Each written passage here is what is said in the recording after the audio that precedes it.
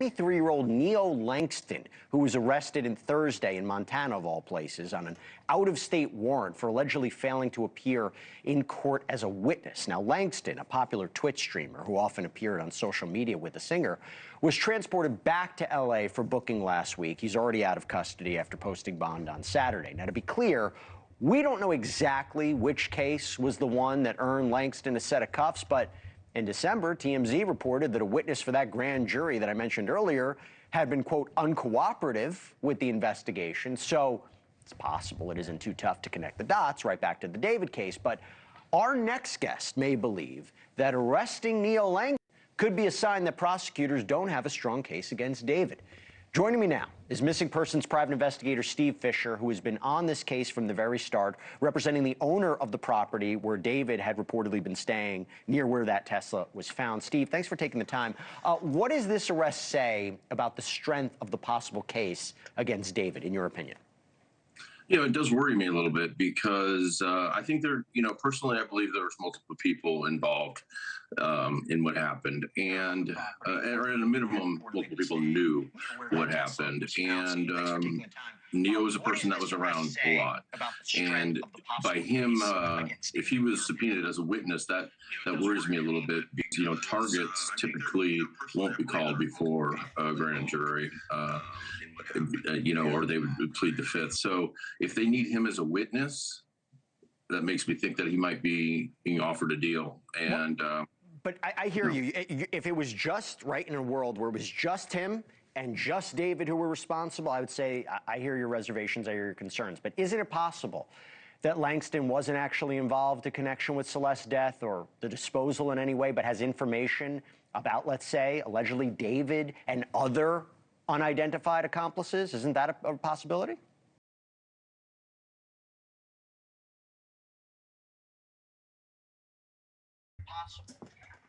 What's up, everybody? What is going on?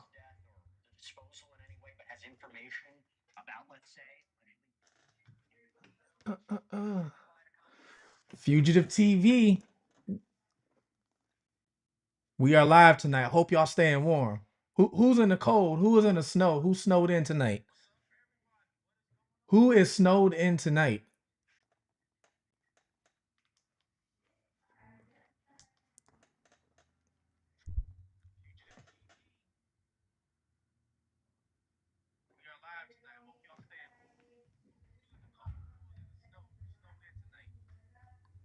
Can you guys hear me all right? Let me know if you can hear me all right.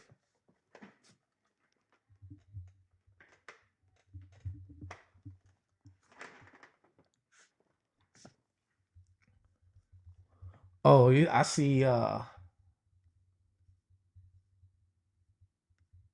hear me all right? Oh, Michael Tepe, thanks for catching that. Thanks for catching that. Let me switch that right now. See if I can change that. Yes, I did mean Michael Mckee. Thank you for catching that. That's what I have you guys for. Michael Tepe, thanks for catching that. Thanks for catching that. Switch that right now. See if I can change that. All right, that's been switched.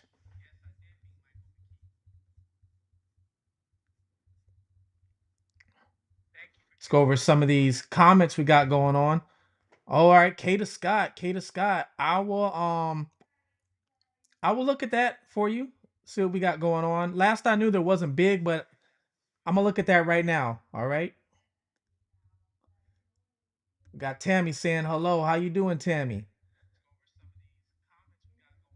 Hello, glad to catch you live. Thank you for being here. Thank you. Out of all the channels in this world, you chose to be here. Thank you. Yep, and I switched that. I switched that.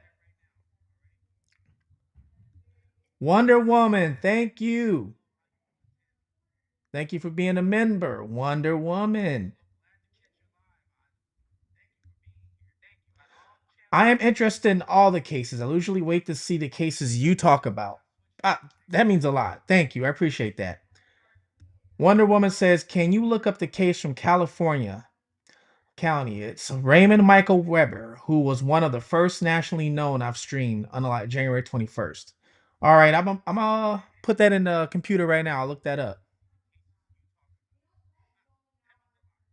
Hello, everybody. Make sure everybody says hello. So, Ellis in Wonderland. So you're stranded. You're in the snow right now. Oh, that sucks. That sucks. I'm in Florida. Even though there's no snow on the ground where I'm at here in Florida, people are acting like it's snow on the ground because it is cold. I mean, right now it's what? How cold is it right now? I mean, it's not compared to your cold, that's for sure. But I think it's like maybe 40 something degrees outside right now. So for here, that's cold.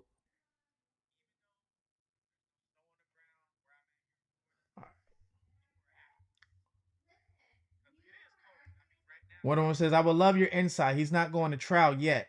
Now delayed with representation. Self, it is a human trafficking case.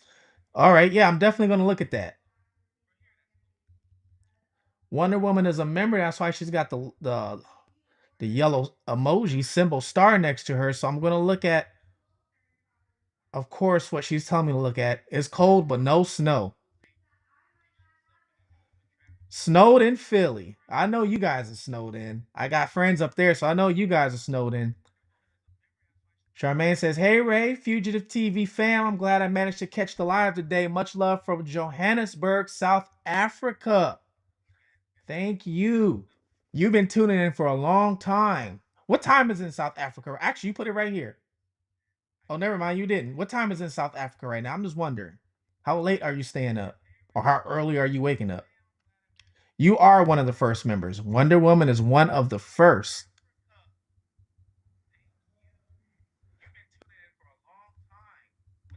Crazy Beautiful. Thank you so much. Thank you so much.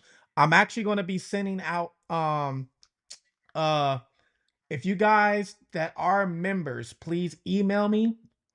I'm gonna show my email. Email me, please, because I'm going to be sending out some stuff for you guys, all right? Willing to mod if you need it. Thank you. Oh, thank you so much.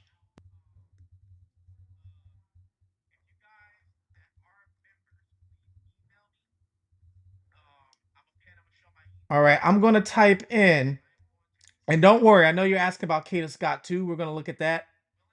Last I checked, there was no updates, but I'm gonna look at that while I'm sitting here. Right now, I'm gonna type in Raymond Weber. This is a case I have not heard of.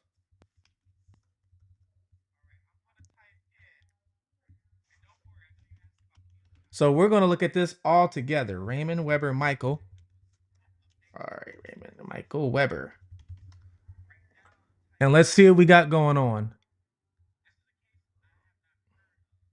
Oh, look like Raymond was gangbanging. Okay. First video pops up is him with pew pews. All right, okay. Local woman slain in California.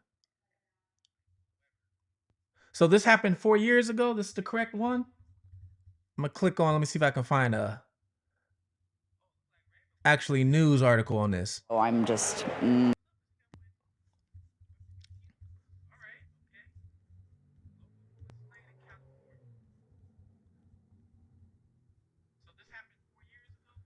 Yes, Wonder Woman. I'm going to make you a mod. I'm definitely going to do that.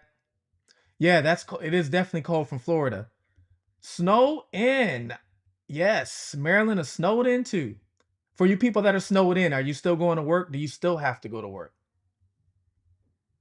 60 in San Diego, my hometown, California.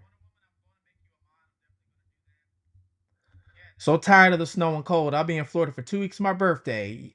Happy early birthday. When is your birthday? Please, yes, hit the like button, everybody. All right, so let's take a look at this. This is the case about Michael Weber. We're going to take a look at some news clippings and see what we got going on. A case that Wonder Woman suggested. So we are going to take a look at this and see what it is about. Oh, I'm just, just kind of freaked out. Morgan Gardner lives a few doors down from the now boarded up and taped off apartment Vacaville police say Raymond Michael Weber barricaded himself in early Saturday morning. Saw a video, very disturbing. And yeah, I don't know. I didn't know how to process it. It was all just very crazy. Police say Weber streamed himself live on social media, holding a gun, the bodies of 2 women visible on the floor. I'm still freaked out. I don't even know if I want to stay here tonight. You know, it's very uneasy to think about that. You can see the broken windows in the 3rd floor apartment. Neighbors say while they'd seen Weber here before, they also say he didn't live here. Weber now facing 2 counts of murder. Investigators say he's also wanted on a felony warrant for domestic battery and assault with a deadly weapon in a different county. Neighbors tell us police rushed them out of their apartments while crisis negotiators tried to talk with Weber. We kept asking the police, when can we go back? When can we go back? Gregory Morgan lives in the Rocky Hill Veterans Apartments. He says his wife heard yelling before police came banging on their door. Had guns drawn. I even believe I almost stepped on an officer. He was laying on the ground with a assault rifle, I think. Officers smashed out the windows of the apartment Weber was hiding in, using chemical agents before going inside to arrest him. Now, neighbors in this complex for U.S. veterans are working through what happened. You know, I know my neighbors, but now it's like we're all kind of coming together and, you know, sticking together through this. So it's a nice feeling. In Vacaville, Emily Maha, KCRA 3 News. The names of the 2 women who were killed have not been released. The cause of their deaths is All under right, so investigation. this guy you said is on trial right now. January 5th. Oh, can't get out your driveway. Oh, man. Crazy Beautiful says she is in the bushes getting ready for work. Did I read that right? Hold on. Did I read that right? I'm here in the bushes getting ready for work. What are you doing in the bushes? What are you doing in the bushes? All right. Made it to live. Thank you. Thank you for joining. Yes, you made it. So the brothers got away with unaliving another female. Yeah, so I'm seeing that now or whatever. So it's brothers and they got away. I keep seeing only the one picture of the one guy though. Hold on. And now it's So what's their defense? That's what I'm interested. Interested in Mckee case and Clayton Diet's case. Please look. I will look up the Clayton. I'll look that up. Actually, let me type that in now so I don't forget. Let me type it in. So that way you can't say I forgot about you.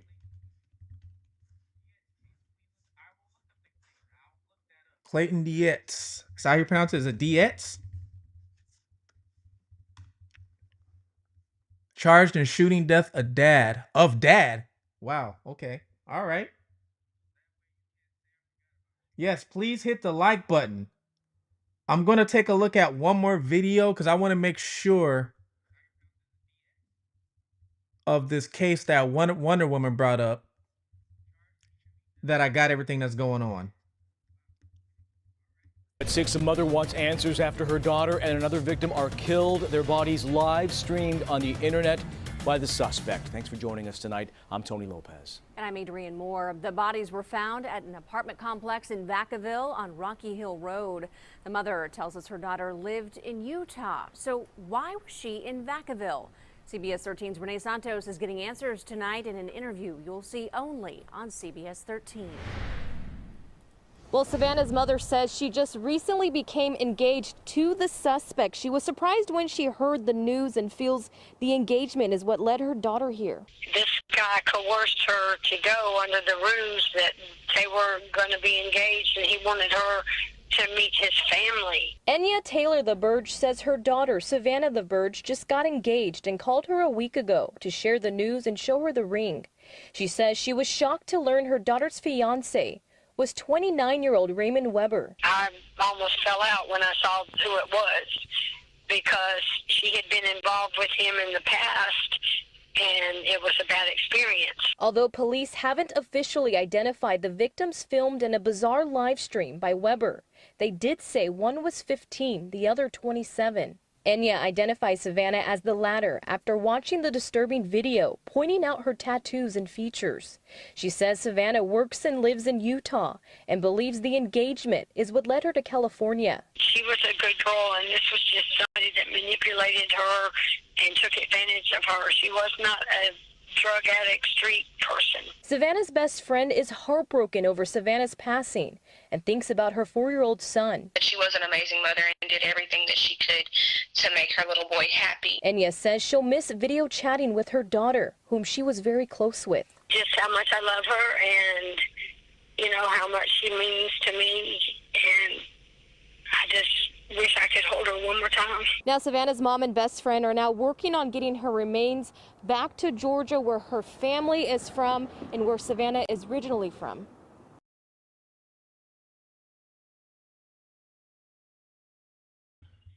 All right, so as we were watching that, Police are releasing new details about the I was also reading about the what she said about the human trafficking as well.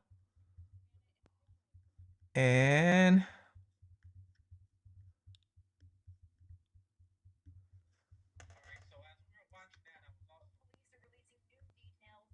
so let me get this right. So this guy unalived. So what's that girl was his girlfriend? I'm guessing the girl was his girlfriend. Let me type in. I'm gonna type in Aaron Spencer too, as well.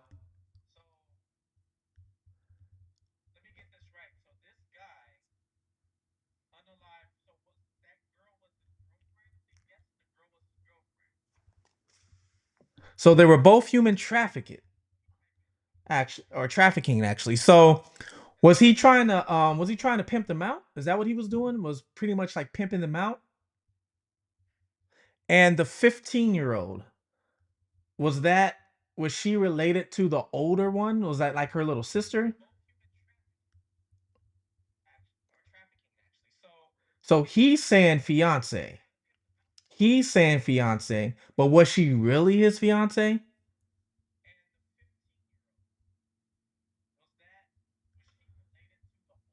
Ah, okay, I get it. So Madison, what is going on? One of my favorite people. These judges need to be I can't even read that right there. Hold on. Okay, I got it right there. These judges need to be vigilantized. So sick of these activist judges releasing child predators and murderers like it is nothing. Especially in certain cities and states, but that's a whole different topic. We won't get into that one. Matter of fact, we got somebody from Philly in the chat right now. Philly, you guys are bad for that. Somebody will get in trouble, go to jail for doing the worst things, and let them right back out. And then wondering why people out here getting unalived every day. So he tricked her pretty much. And here's the thing, was he making, and the 15-year-old,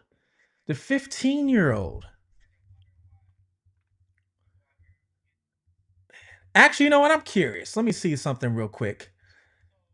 Did this guy have a background? I'm pretty sure he did, right? I'm pretty sure. What is this guy's whole name? Let me see if I can find something on him. I'm actually going to look his background up while I'm with you guys right now. See if I can find his, if he had any charges beforehand. Because I have a little bit of that access where I can search things up. I'm curious if he already has some sort of charges similar to what's going on right now.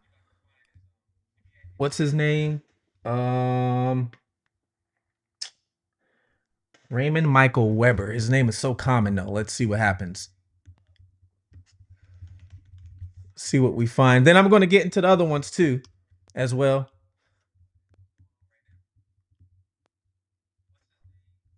A lot of times when these people do like these charges, how we're looking at right now, like how they call it human trafficking, but in the streets, you know, they call it pimping somebody out. It's pretty much what he was doing. He was taking the girl, he was, you know, swaying her to like, oh, you're gonna be my girlfriend. He was probably taking her out to get her hair done and nails done, things like that. But at the same time, he's making money off her. And I shouldn't have to explain how he's making money off her, you know. Now, the 15-year-old girl, I'm wondering if the other girl recruited her, because sometimes that's how that works.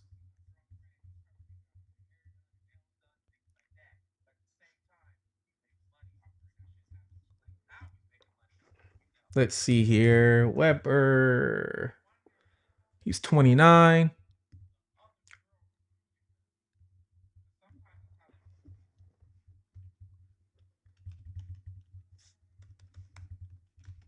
Let's see what we find. Raymond Michael.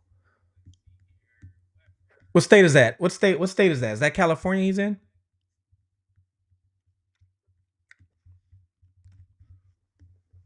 See what comes up. See if I can find anything on him.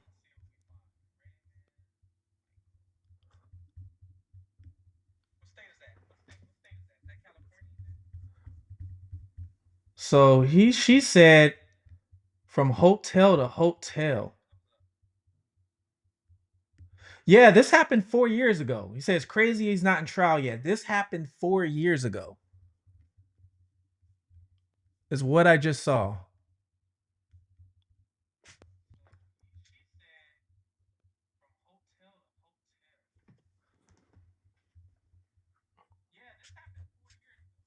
All right, so he does have priors. I'm looking at him right now. I'm trying to see exactly what they are. All right, so he's got drug charges out of Minnesota. He's got theft out of New Jersey. Failed to carry a register out of Pennsylvania. So he was carrying in Pennsylvania. Looks like he didn't register the weapon. Carrying something.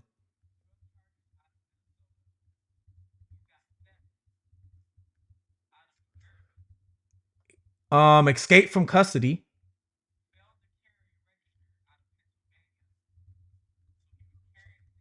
He's got a lot of he's got a lot of charges on him, and in different states. If I'm reading this correctly, he got the teen by internet. She ran away. Wow.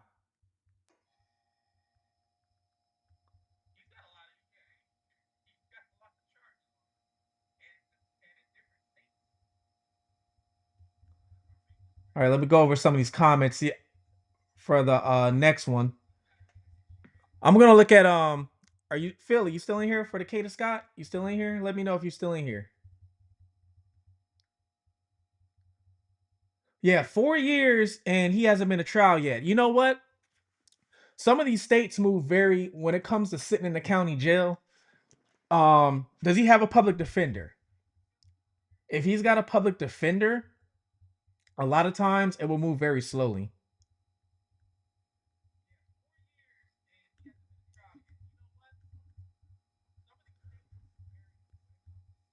All right, so Clayton Dietz. Yeah. So unfortunately, when I was behind those walls, behind those bars, sitting in county, you will sit there. Well, it all depends on your case and your situation. It really all depends. But there was people sitting in county 3 to 4 years. They were in there that long fighting their case. Sometimes, let's say, especially if you fire your lawyer, your original lawyer, because this is what happens. Some people don't know this. Even if you don't have money, let's say you don't have money to get a real lawyer, okay? And of course, what happens is the court will give you a public defender, right? But some people don't know this little trick, what you can do. Let's say you don't think the public defender is fighting for your best interests. Let's say you feel the public defender is not doing you justice. You can actually write a letter to the judge, or you can even, when you're on your next court date, you can ask to speak for yourself, and you can ask for a court-appointed attorney. You can say there's a conflict of interest. And at that moment in time, the judge may ask you why there's a conflict of interest, and you have to give him a reasonable answer. You can't just say, I don't like this guy. I don't like Mr. Jones. You have to give him a reasonable answer. And if your reasonable answer is accepted, then what will happen is, depending on where you're at, it all depends on where you're at, the county and city, all that depends. But the judge will give you the court will give you a court-appointed attorney. And sometimes that court-appointed attorney will actually be somebody outside of the public defender's office. So by doing this, sometimes you can actually get some people would say, they're all real attorneys, all of them. But some people would say, a real private attorney. So some people learn this trick when they get locked up. And they'll be fighting a case. They'll be sitting there a year and a half with their public defender. Public defenders coming at you with pleas. That's what they do. A lot of times they come at you with a plea deal. You don't like the plea deal? You learn from another inmate that's in there. Hey, you can fire your public defender, and this is how you do it. So you fire him, and then you got to start all over pretty much, because now your new lawyer takes over the case and has to pretty much, dive into the details and everything else. So sometimes that stuff in county can take a long time, just depending, especially if you're dealing with public defenders.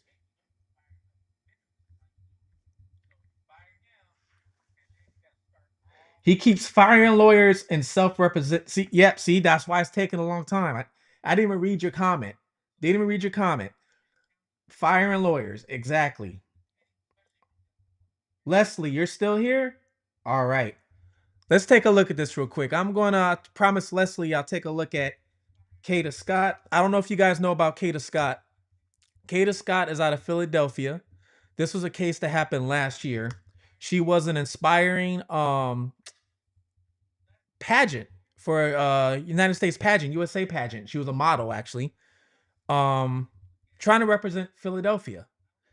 And unfortunately, she went missing from her job.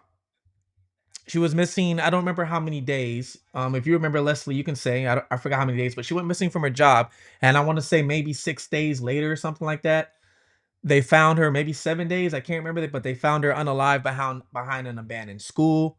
Keon Scott got arrested over this. He's still in jail as far as I know. He got arrested. And the police affidavit came out, and this affidavit had so many details. This was probably one of my first case that had, it was like 4 or 5 pages of details. And 2 other people are involved as well because they were caught on camera. But far as we know, those 2 other people are still not arrested. I think those 2 other people are flipping and telling, snitching, whatever you want to call it. And that's why they haven't been arrested. That's my personal opinion.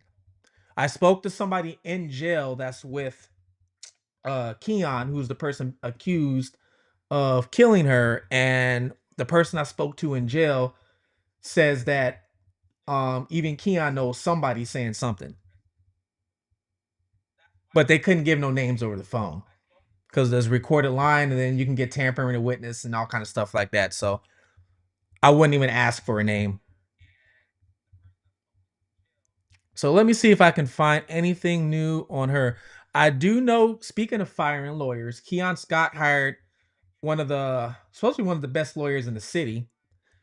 And this guy stepped down from the case, actually. He stepped down from the case.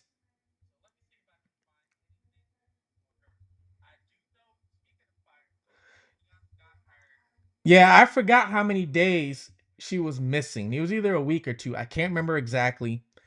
But they did find her remains, and they found her in a shallow grave. Let me see here. Becky Ruther says, yes, I think they're flipping too. Yeah, because they're not arrested yet. They were caught. So 3 people were caught on camera, okay, dragging what looked like, or carrying what looked like, a body.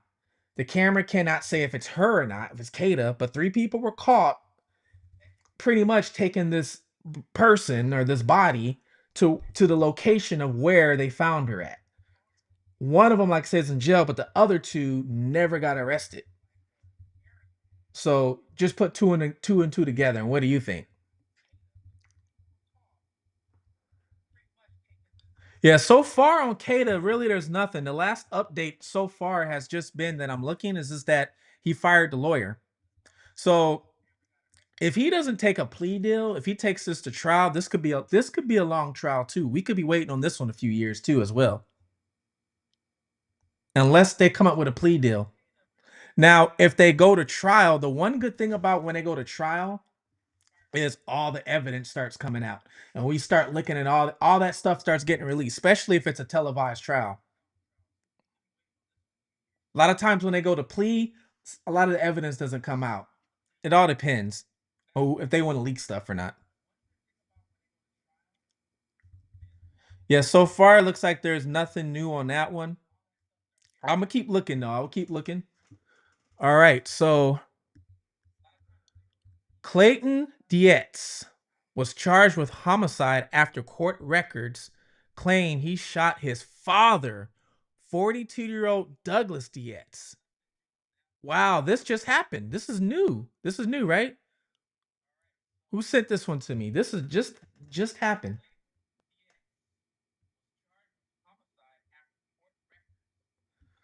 Yes, thank you, Wonder Woman. Yeah, and I'm going to make you a mod. I'm actually going to I'm going to put you in as a mod as well. Then after that, we'll get into the Spencer case. But let's take a look at this right here.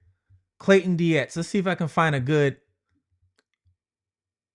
video that we can all look at.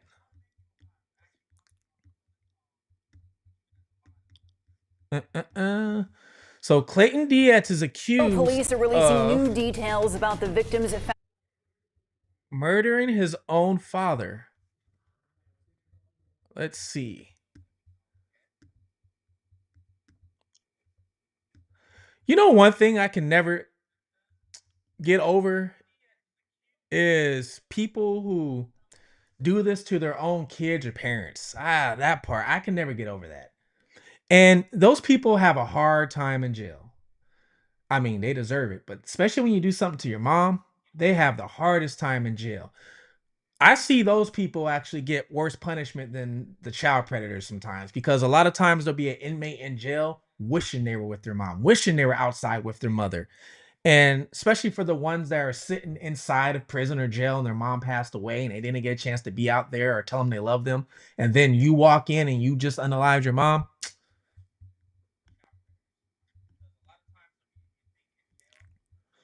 All right, let's see what we got going on here. See if I can find a good video of this. Yeah. Yeah, this just happened. I don't see a lot of big news on this though. Why is that? Why isn't there a lot of big news on this one?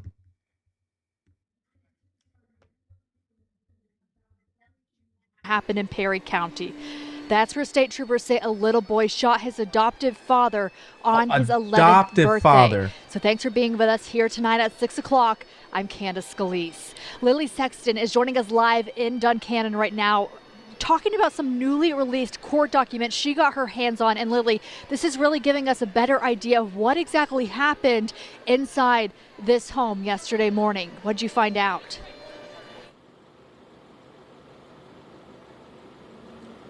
The family was in this home celebrating their son's 11th birthday. That's when court documents say their son found a gun and shot his adopted father. This happened Tuesday around 3 a.m. When state police arrived, the young boy named Clayton Dietz had a bloody lip and injuries around his eye. Court documents do not explain how he was hurt. The documents do say, however, that Clayton was looking for his Nintendo Switch, which was taken away from him when he found the revolver in a safe inside the home. Troopers say that he then took the gun and shot his father in bed next to his mother. 42-year-old Douglas Dietz was found dead. In the interview room, his wife said she woke up to the sound of a gunshot. Then her son confessed to her, saying, quote, "I killed my dad. I hate myself," end quote. Before the shooting, she told troopers that they put their son to bed while singing happy birthday to him. Neighbors who knew the family say this violence was very out of character for the young boy. I knew him personally. Like I said yesterday, the child used to come over and ask me if he could help me and stuff like that. Always well-mannered, yes sir, no sir, you know. It confuses me that something this little of a thing caused him to do this. I don't think he even had time to react to what he was doing.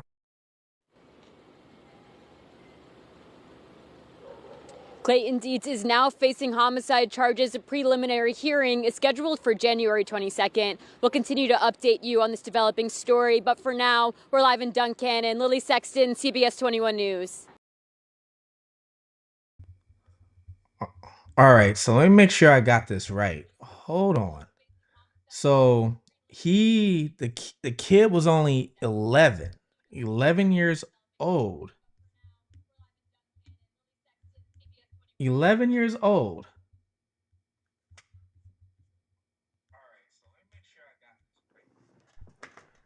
What state is this?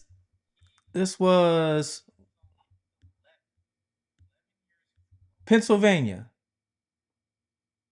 This is the state of Pennsylvania. He's 11. So you're saying PA laws that he is automatically tried as an adult. Do you guys agree with that? 11-year-old. And he's going to be tried as an adult.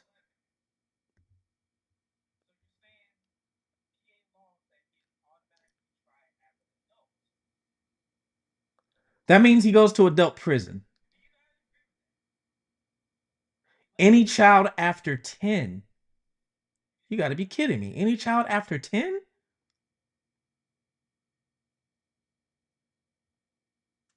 Wow.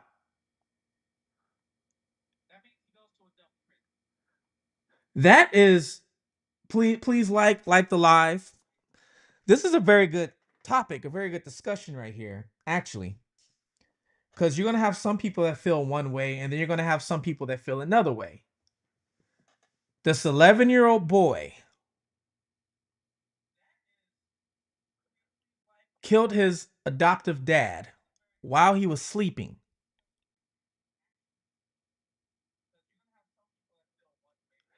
Over a Nintendo Switch that was taken away.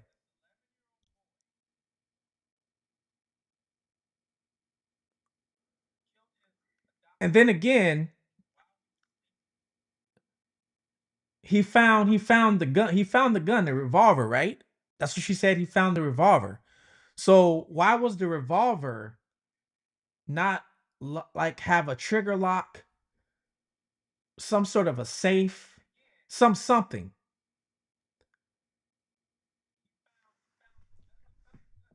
This kid's life. He also may have autism. Get out of here. No. Seriously? Hold on. See if I can find something else. He may have autism.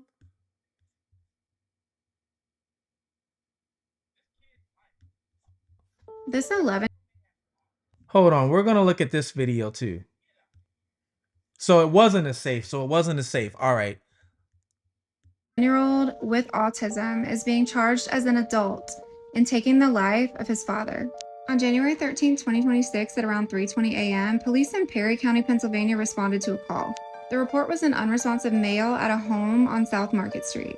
Inside, they found 42-year-old Douglas Dietz dead from GSW. The suspect, 11-year-old Clayton Dietz, the adopted son of the suspect and his wife. This all happened on Clayton's 11th birthday after his parents had sang happy birthday to him and went to bed. At bedtime, Clayton had had his Nintendo Switch taken away as well. Reportedly, Clayton was looking for his Nintendo Switch when he found the key to his dad's safe. That's where he got the instrument that he used. His mother, Jillian, was asleep in the room next to the victim. Reportedly, she woke up to the sound and turned the light on to find the scene.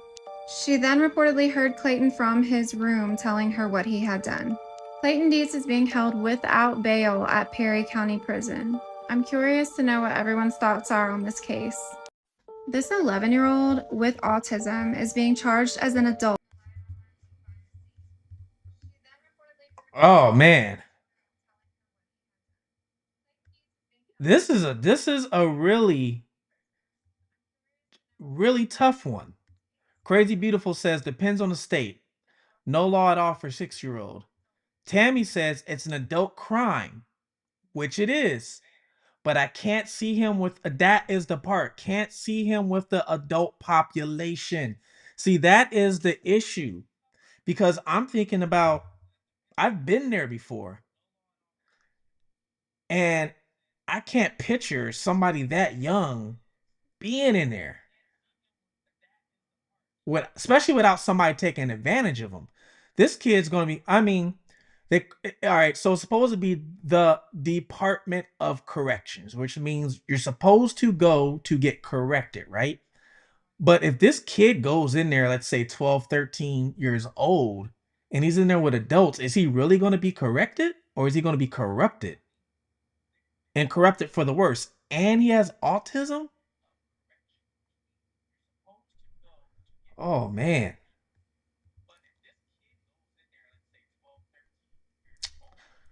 Wonder Woman says, don't agree. At 11, especially, a boy's brain doesn't fully mature until he's 20s based on science.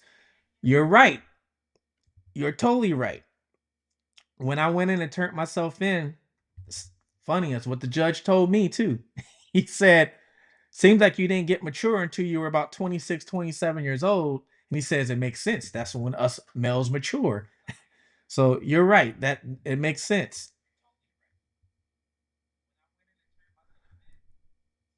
Yeah, 11 years old. That one really has got me thinking. I'm actually going to do a thanks for showing me this case. And this just happened. I'm gonna do an actual video on this and deep dive in this, because this is a great conversation, because I don't know how I feel about that one. He's not old enough. I don't think he's old enough to go to an adult prison. Now, is he old enough to get in trouble for what he did? Yeah, he is. He should get in trouble for what he did. Every kid's going to get in trouble, right? But to go to an adult prison at his age, I don't see nothing good coming out of that at all. And I don't even want to tell you guys what he's going to go through. Love said, I remember a girl was charged for M and she was 14. She was put into a girl's home until she turned 18. Now, that circumstance I've heard of a lot. I've heard of that a lot, where they get tried and then they go to a juvenile or something like that. And then 18, they send them to a regular prison. I have heard that. Justice Talks with Julia. Hey, Julia, make sure you guys go follow her on TikTok. She is my right-hand person when it comes to investigating and researching topics. I get me and her will be texting back and forth almost all the time, all day long, researching things.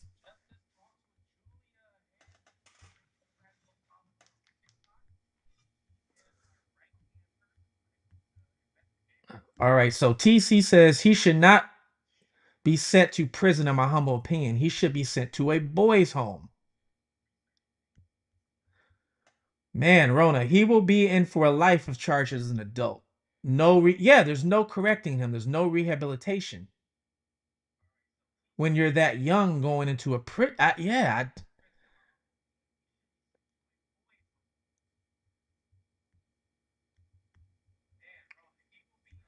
I saw. I didn't see a lot of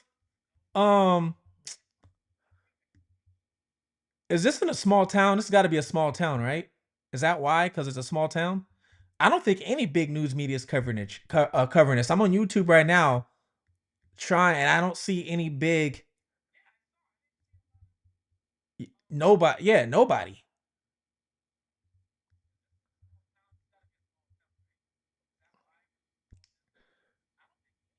Should be in a mental health facility due to trauma. I believe. Yeah, he should be in a mental health. He should be getting help.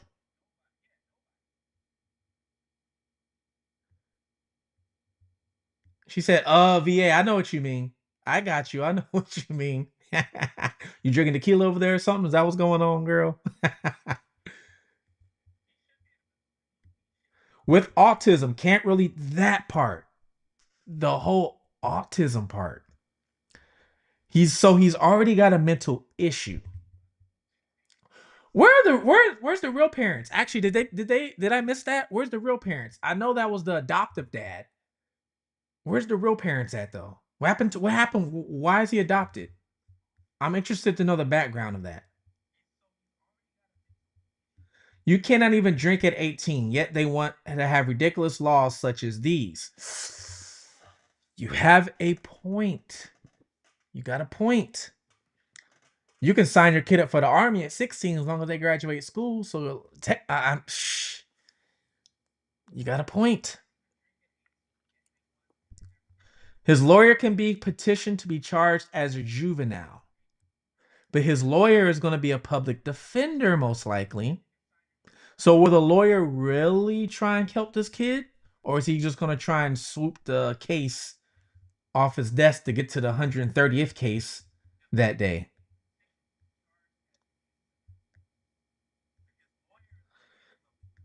Small town, you went to the rabbit holes. Yes, you did go to the rabbit holes to find this.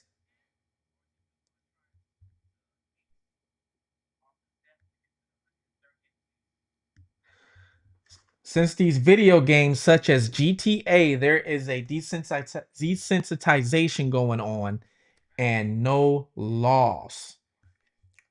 Karen says he should get probation with a lot of therapy.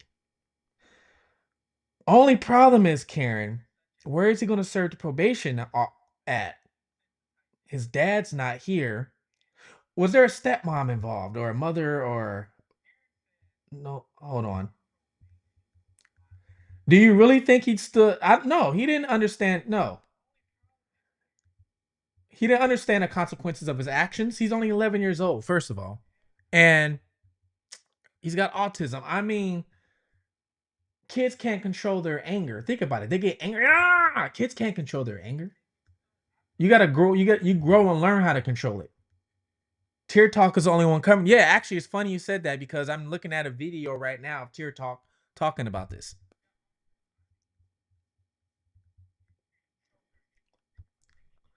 Crazy Beautiful finally got it all together. She finally got it all together. Let's see if I can read it now. Sorry, VA didn't have a law to charge a 6-year-old that pow the teacher.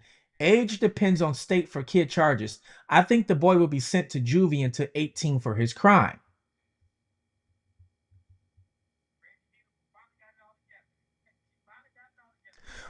I'm gonna look. I want to see if actually. Hold on. Let me see if there's anything about in January of being 2026. Let me see, real quick. How you guys? It's Tear Talk. All right, Clayton Diaz. Let's see if I Google his name, who the real parents were. Let me see something. I can't do a background search on him because he's too young. It won't show me anything. Clayton Diaz, who was his bio parents? Let's see if it pops up.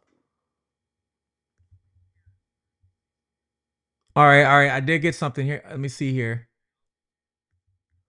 Let's see here what I got.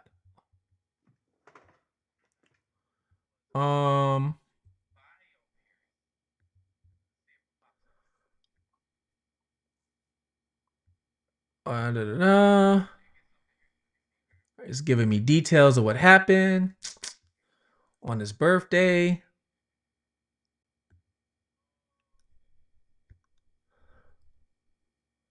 It will express shock. All right, let's see. Trying to see if it's telling me anything about why he was adopted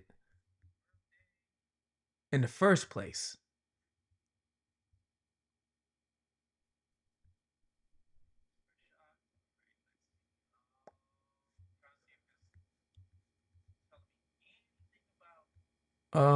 That doesn't tell me anything. I'm gonna look at one more thing and see. So they adopted him in 2018. So if he's 11-year-old now, somebody do the math for me. They adopted him in 2018. So he actually has the name of his adopted parents. Dietz is the name of his adopted parents. Jillian is the mom, not the real mom, the adoptive mom.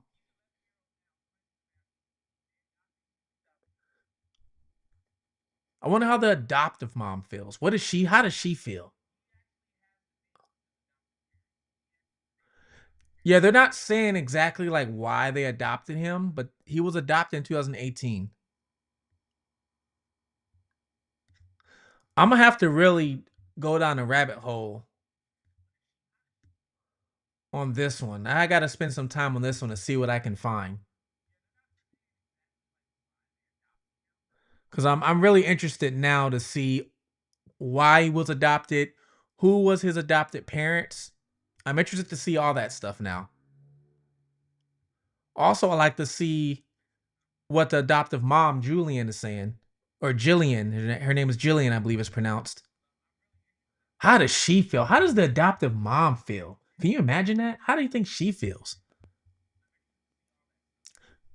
And somebody made a comment earlier that probation for him. What if they did offer him probation, but the term was he had to go back home to be with his adoptive mom? Oh man.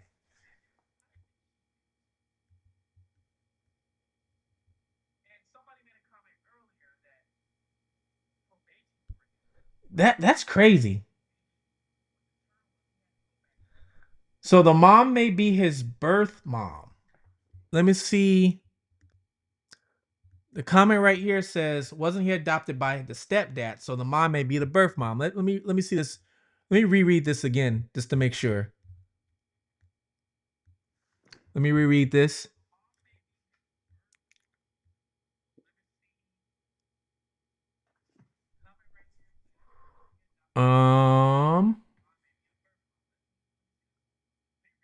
So no. So Jillian Dietz told reporters she and Douglas Dietz had adopted Clayton in 2019. So she's saying that they both adopted him in 2019. That's what she told the police.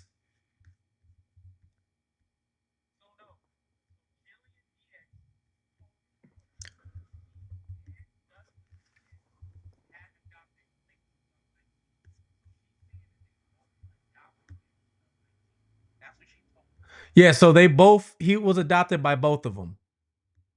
So I'm guessing she's not the biological mother then.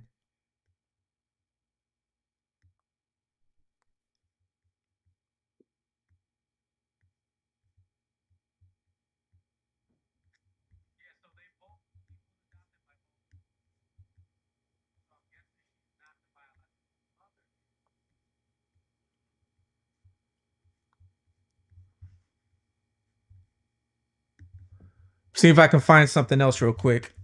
I'm trying to go down another website that I know about just to see if they give me a little more information on this. Yeah, this is a very good one. This is very thought provoking.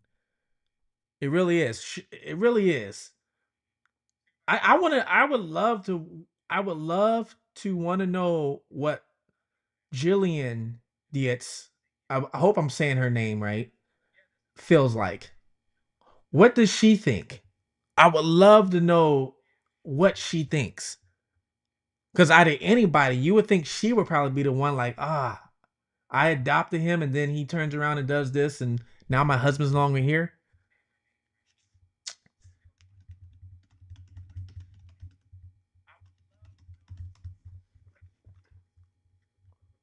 Let's see here.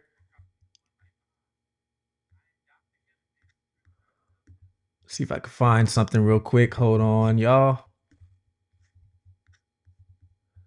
Yeah, and I can't find nothing on, like, I don't see not one news channel.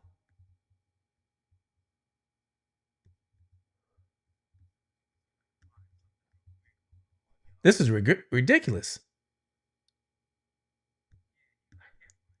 Hey, good evening. I'm Dennis Owen. Prepare to present their case. It just happened too. Let's see if this says anything. Let's see if this says anything. Please remember, like, subscribe. Thanks for joining in. We're taking a look at cases. People are actually throwing cases at, right now at me. And we're taking a look at them all together and we're pretty much deciding, what we think. And right now, if you just join in, we're talking about 11-year-old who unalived his father with the father's own gun. And the 11-year-old has autism.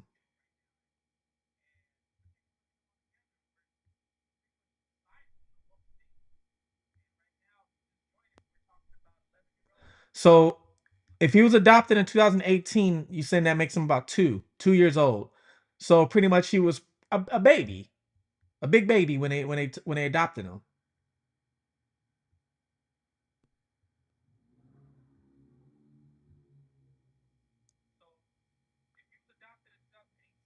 Let me see. Let's take a look at this real quick. See if this says anything. Glad you're with us. Tonight we begin with new information in the case of an 11-year-old Perry County boy accused of killing his father. Police say the boy, Clayton Dietz, shot and killed his father, Douglas Dietz, inside their home on South Market Street in Duncannon. We have team coverage, and we begin with Sarah Wilson, who is live in Duncannon. Sarah? Alicia Dennis, good evening to you. Just hours before this all happened, the boy's mother posted on Facebook wishing her 11-year-old son happy birthday. Court documents show that the family celebrated around midnight, but around 3 a.m., tragedy would hit. A child barely out of elementary school facing adult murder charges for killing his own father. But 9 days earlier, this same boy was celebrating his birthday with cake and presents, laughing with the parents who adopted him when he was just 3 years old, and no one in that house could have imagined how the night would end. The journey from that birthday celebration to this courtroom chair is a story of warning signs ignored, desperate pleas for help that went unanswered, and a single gunshot fired So in these the are one of early those morning AI darkness videos that would shatter multiple. I don't know about y'all, but when it comes to some of these AI videos, I can't do the AI videos. I need somebody real talking to me. I can't do the AI videos. Yeah, I saw that comment about the busted lip. That could be from the kickback from the weapon. That could be right. I've actually seen somebody fire a weapon, not knowing how to fire it, and it kicks them back in the face. And I remember them having a cut, busted nose, lip. I remember that because they shot it and didn't realize it, and it kicked them back and it hit them back in the face.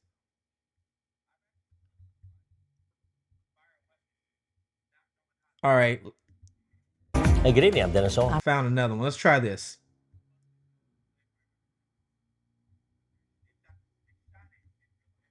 Alicia Richards, so glad you're with us.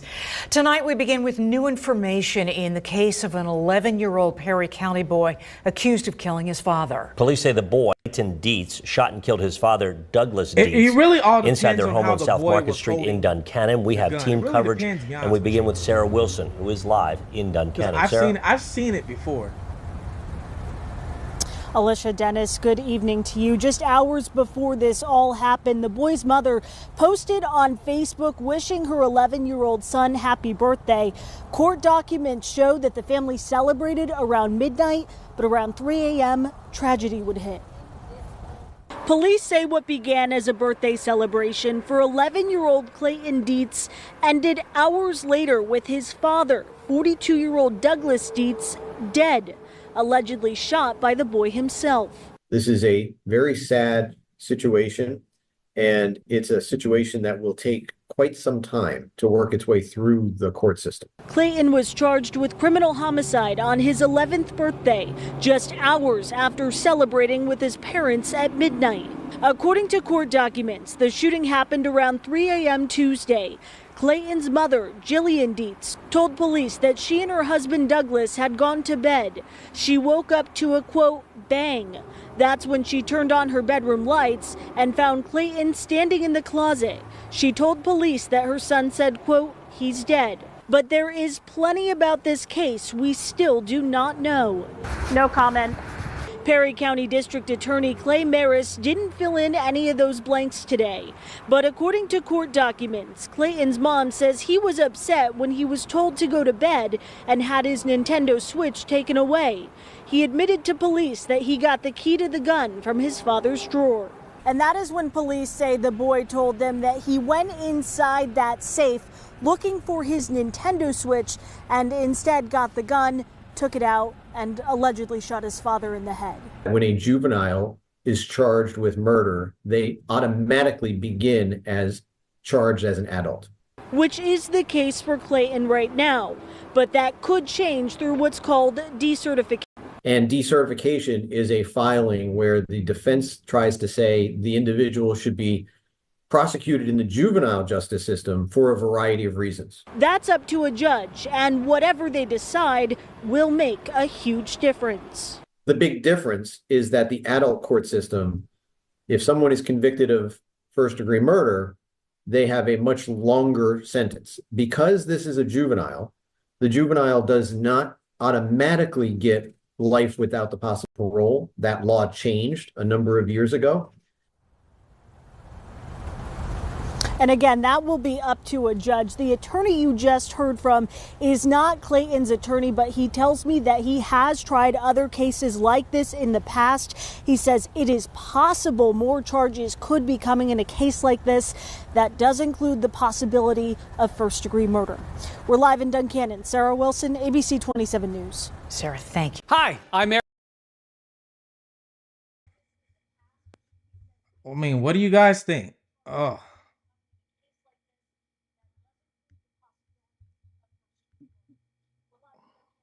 What do you guys think about this? That, oh man, that's, oh.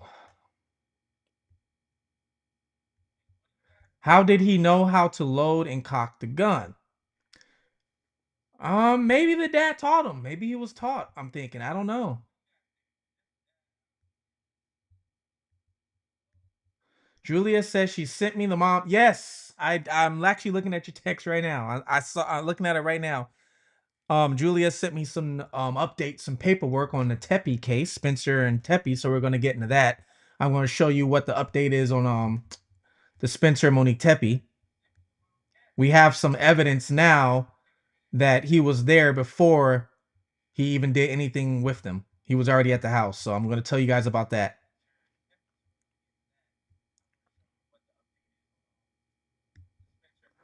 So you think he was angry at the moment. He wasn't looking for the switch.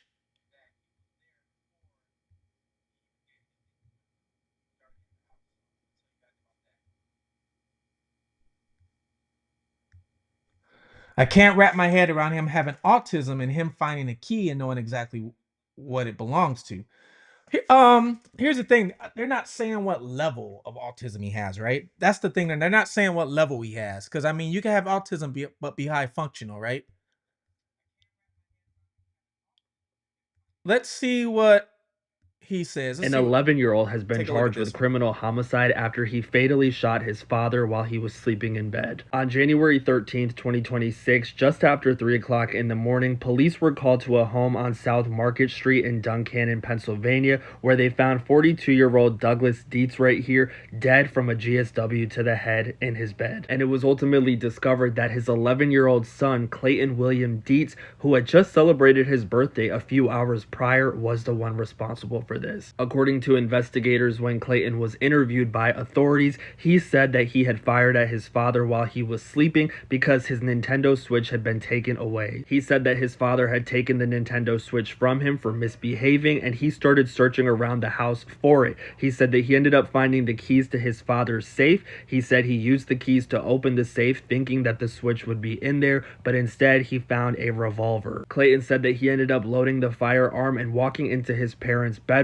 where he fired at his father, who was sleeping. When officers arrived at the residence and asked what was going on, Clayton said, quote, "I shot somebody. I killed daddy." When authorities asked him what he thought was going to happen to him next, he said that he had no idea. He didn't think about what was going to happen after he did this. Now, Clayton had actually been adopted by Douglas and his wife Jillian back in 2018. Jillian told investigators that she heard a loud bang in the middle of the night, but she didn't know what it was. She thought it was a firework being set off outside, so she didn't think anything of it. She said that she started smelling smoke, and then she started hearing what sounded like water dripping, and when she turned the bedroom light on, that is when she saw that her husband had been fired at. Police determined that Douglas likely did not even know what had happened to him. There were no signs of a struggle. There was no evidence of outside involvement. He went to sleep and never got to wake up. Clayton has been charged with criminal homicide and is being held in jail without bail. Because of the charge that he's facing, he is currently being processed through the adult system.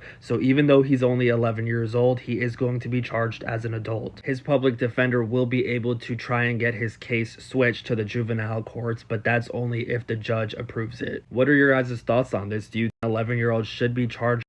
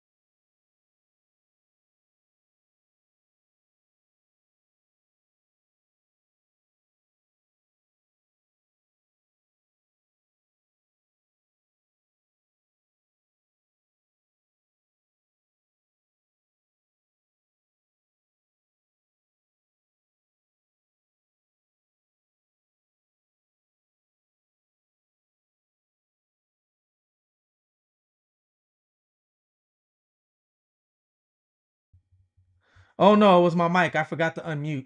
I forgot to unmute my mic. I forgot to unmute my mic. Thank you. But I was saying, I actually feel bad for the kid. Like, I feel bad for the whole family. They adopted this kid, this little boy. They adopted him when he was like 2 years old. You know, usually when you adopt a kid, you adopt them to try and give him a better life, right? So they adopt him to give him a better life. This kid turns around and does this to his adoptive dad. He's only 11, and now he has a chance of going to prison, going to jail. Even if they stick him in juvenile, let's say even if they do stick him in juvenile from 12, let's say, to 18, and then he goes to regular prison. Even if they do that, I mean, still, it's like those ages of 11, 12, 13, 14 years old, especially for a boy, that's kind of the ages that kind of what molds you. Those ages right there. Yeah, and I just feel really bad.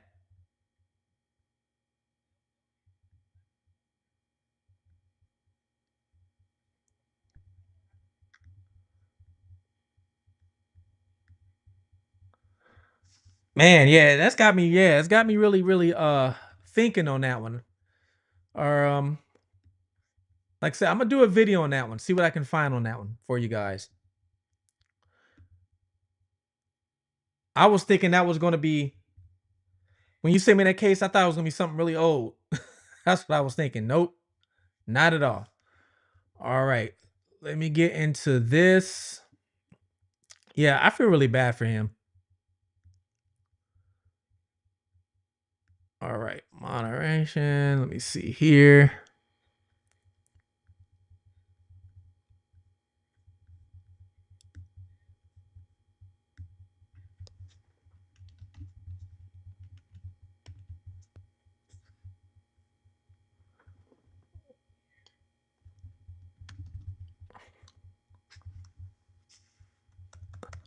So I'm looking up the Spencer case right now. Hold on real quick. Let me look that up for you guys. Please like and subscribe. Thank you guys for tuning in tonight. I appreciate that, especially for you guys that are snowed in and got nothing else to do.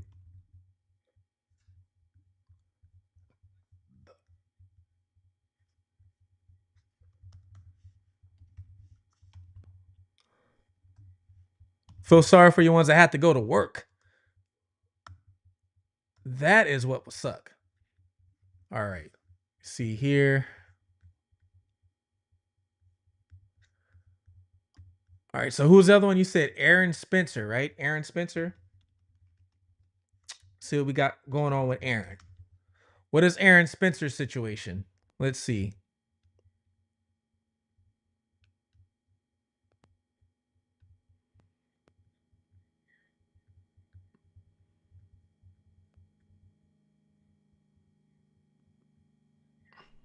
So Aaron Spencer's out of Arkansas, right?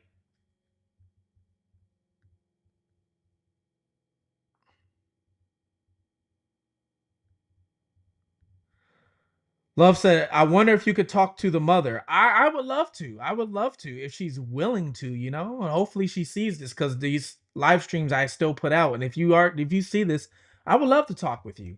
You know, I'm not going to judge or anything like that. I'm not going to talk bad about him or anybody. You know, I would love to just get a fair assessment of what you're thinking and how you feel. Julia says, I'm adopted, but don't suffer anything like that. I lived in an orphanage for 7 years in Russia. Yes, Julie. So Julia, Justice Talks with Julia, is originally from Russia, and she was adopted.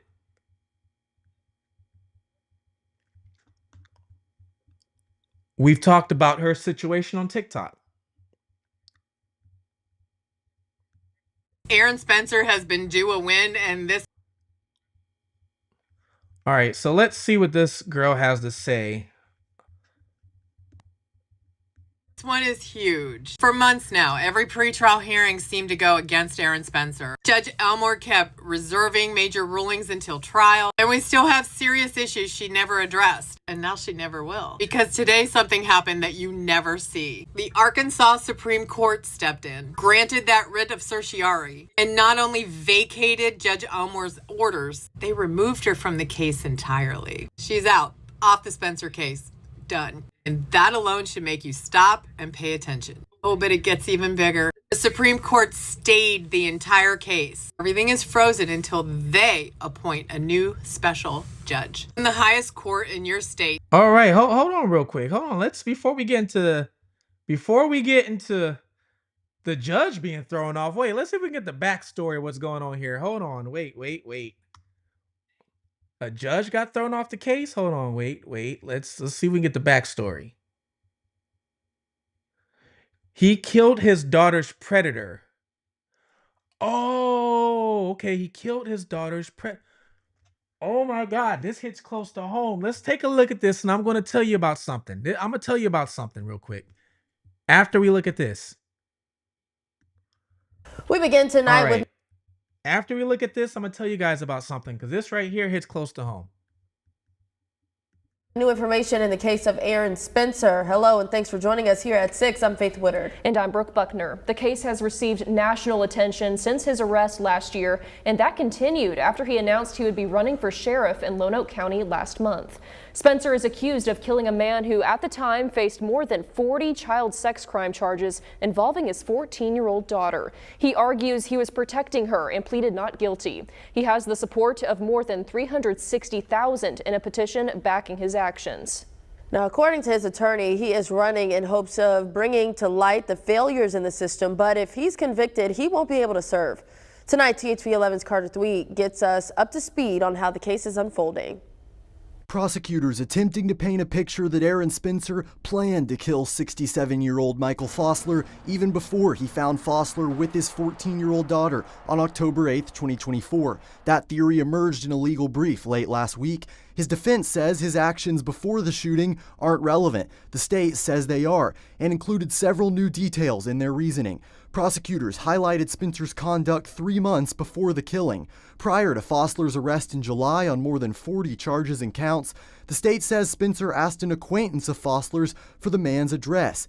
He allegedly told that person, quote, "Don't call anyone. Don't call the police." But word did get out, and as investigators looked into the rape, 2 Lonoke County sheriff's officers showed up to Spencer's home. A transcript of their conversation, recorded by body cam in July, is in the state's filing. Spencer questions how much prison time Fossler might face. He asks the officers, what's going to happen? 3 to 5? He's rolling around, cruising, grooming? He then refers to another child abuser and says, quote, "He's going to get back out, isn't he?" indicating his belief that the same would happen with Fossler. One of the deputies warned Spencer, saying, "We don't live in a country where you can take the law into your own hands." Spencer responds with an expletive. The prosecution saying all of this proves Spencer had an intent to kill, saying, quote, "His understandable rage did not give him the legal right to kill Fossler." Ultimately, that'll be up to a jury in a trial for second-degree murder set for January 26th of next year. Thank you, Carter. THV 11 has reached out to Spencer's attorneys for a statement in response to the state's filing, but we have not heard back yet. If Spencer is able to run, he will look to unseat current Lonoke County Sheriff John Staley, who is running for another term. That election date is set for November 3rd of next year. We begin to... Okay, all right. So now this man is running for sheriff after he did some vigilante justice, is what he's saying he did. Crazy Beautiful says, I wonder if laws will be created for mental illness such as autism. Virginia Beach let a predator go until he became a repeat offender. The community was upset when he got away twice and others upset with charges. Great question. So, daughter was kidnapped out of her bed and he found her with him and then unalived this man. Like I said, this actually hits close. I actually know somebody personally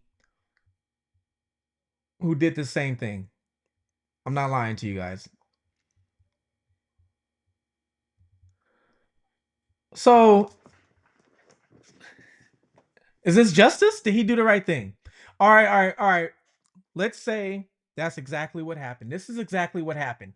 You walk in, somebody's doing something with your daughter or whatever it is, and you know, was it right for him to do that? What would you guys do? What would you guys do? Let me see if I can find something. Hold on.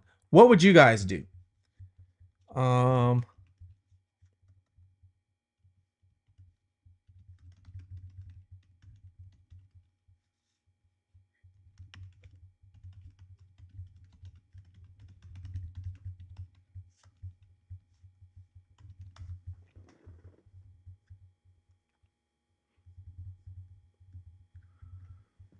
trying to see if I can find this other case. And then don't worry, we're not done because we're going to get into him running for sheriff. We're going to get into running for sheriff as well.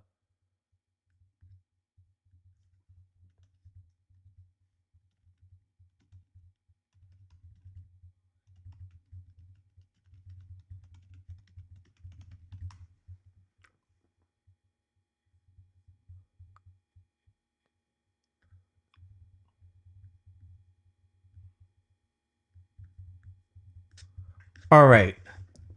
Let me see here. It should count as self-defense. He took her out of the window of his own home. Rona says they are actually missing half the info. Judge let him out on bond, and that's when the perp kidnapped her and he found her gone. So wait. He was out on bond, is what you're saying. Judge lets him out on bond, and that's when perp kidnapped her and he found her, drove around and perp with daughter, then killed him. Leslie says, I probably do the same to protect my child. You are not lying. You ain't lying. And you know what? I ain't gonna fault for anybody that does something like that. I'm not gonna fault you. She was the only witness to the SA case, and he took her middle of the night, found them driving for 6 miles, finally ran off the road and shot him dead. All right, so I used to live in Colorado. I was living in Colorado Springs. I lived there my early 20s, like 20, 21st, 22nd birthday. That's actually where I got into all my trouble, was Colorado Springs. So I was living out there. Now, I had a girlfriend at the time, okay? We didn't date long. Not like maybe 5 months, something like that. But anyways, her father was not around, right? Her father was not around. She was just with her mom and her 2 brothers. I never really asked much about the dad, okay? So one day I'm at the house and it was like a 3-story house. I'm all the way upstairs on the 3rd floor. The mom had me help her with something to her room. So I look over and I see a family picture. And the family picture has got not just the one I'm dating, but it's got the mom, the 2 brothers, and also which looks like the father. So I'm thinking to myself, here's the father. I didn't think about asking like that. I'm only 22 at the time or something, so I'm not getting too personal people's lives. But I look at the picture, I'm like, there's the father. So I decide to ask. Now I don't remember if I asked the mom or my girlfriend at the time. I don't remember who I asked. But where's did he? I'm thinking he passed away, and they're like, no, he's in prison. So I was like, oh, he's in prison for what? And they're like unaliving somebody. And I'm like, oh. And then they're like, it's not what you think. So the girl who I was dating, when she was like 12 or 13 years old, I can't remember exact how old she was, but when she was 12 or 13, they had a friend of a neighbor or something. So they have neighbors, but it was a friend of a neighbor. The friend would go over to a neighbor's house, all right? In some sort of way, he started talking with my girlfriend's older brother because she had an older brother who was even older than me. So start talking, became friends, and he would go over to the house. And when he would go over to the house, nobody's thinking of nothing of it. The house is 3 stories or something. So in the basement, there's a finished basement, with a living area and things like that. So my girlfriend, who was young at the time, not when I'm dating her, but when all this happened, she was 12 or 13. She would go down to that basement and play or do whatever she's doing. Well, he would found out she was going down there, so he would go down there, lock the door behind him, and started doing things with her. So the father found out. When the father found out, he dragged him out the house, tied him up, put him in the trunk, drove him across state to Kansas, tortured him until he died. Ended up going to prison over that. All over his daughter. So when they told me that story, I was like, oh. And then you showed me this. I'm like, hold on. I actually know somebody who's really been through that.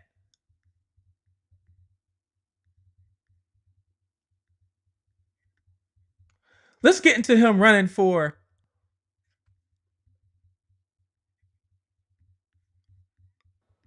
Let's see. Let's get him running for the sheriff.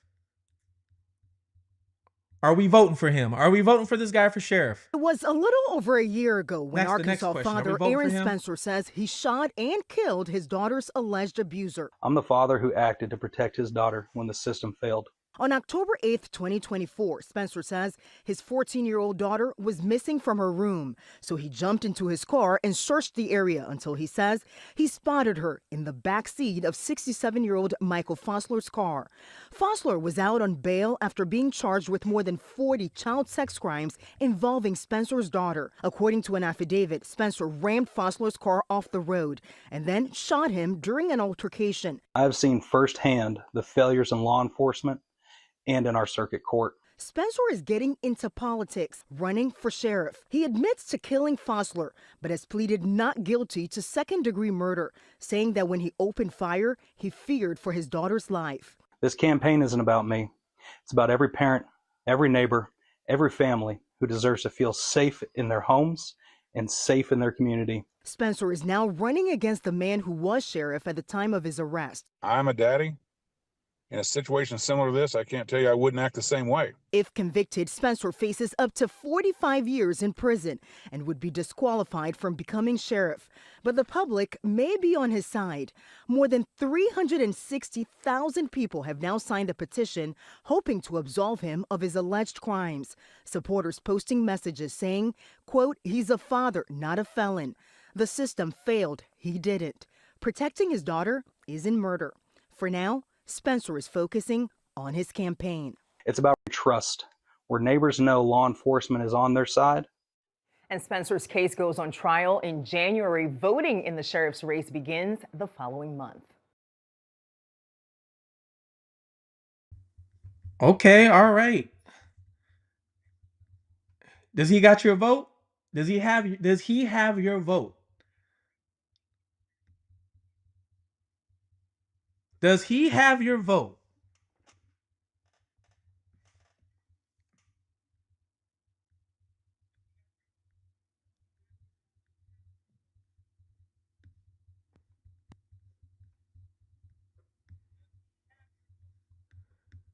I think he's got my vote.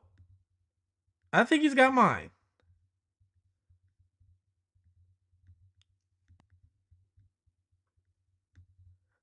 Like I said, I don't think.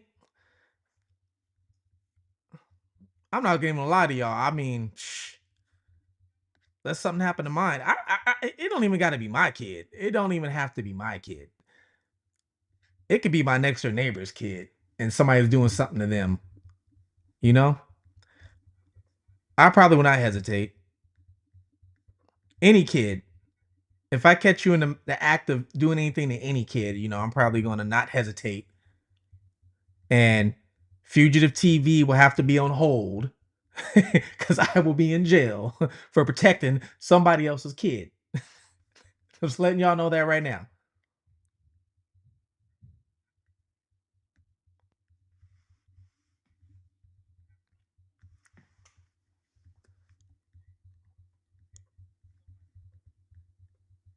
Make sure you guys like, subscribe. Wonder Woman said I'd be another Ellie Nessler. Oh man, I can't believe this man was out on bond. Out on bond for what though? Out on bond for what? What was he doing? What did he do in the first place? He was he actually already in jail when he was out on bond? Was he in jail for doing similar stuff to what he got shot for? Vicky says he has my vote. Leslie got Leslie's vote too. Free and vote Aaron Spencer. Aaron Spencer, vote him for sheriff. Oh man.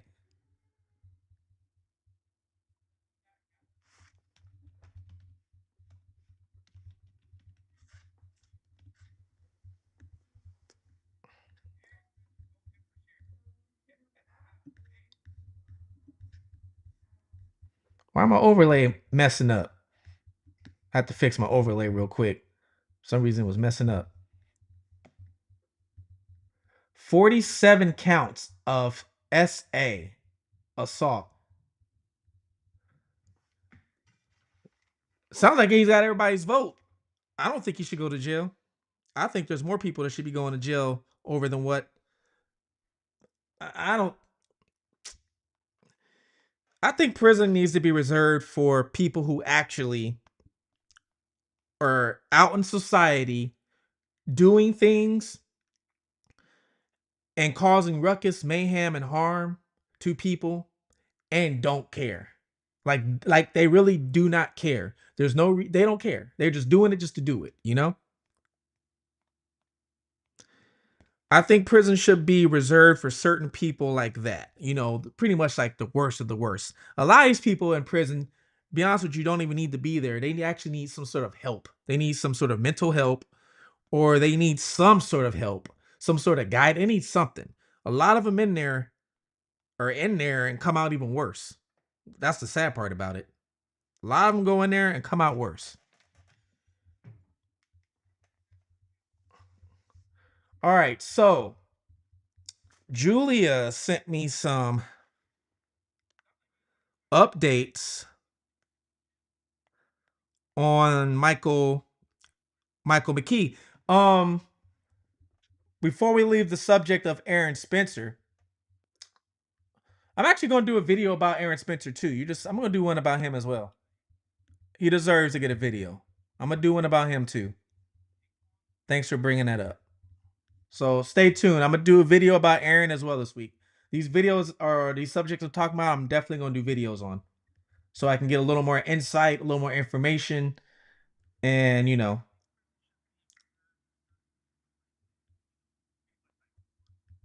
Wonder Woman said we were raised lawyer money. You talking about for me when I said I'll be in there for defending somebody's kid? Oh man. I'm just letting y'all know now. If I'm around anybody that I'm not the type of person that's gonna stand still. If I see somebody that needs help, I'm not gonna stand still. I'm not gonna pull out my phone and just start recording. I'm actually going to physically go and help them. You know, and that's just who I am, and that's always who I've been. I'm going to go help them. Especially if it's a child, a woman, somebody who can't defend themselves, you know, whatever it is, I'm going to go help them. And if it means getting physical help, whatever it is, I'm going to try not to go that, you know, you try not to go that far, right? Don't want to.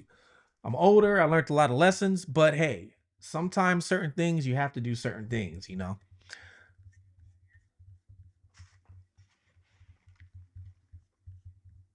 You're welcome. You're welcome. Said this guy was let out and went right back.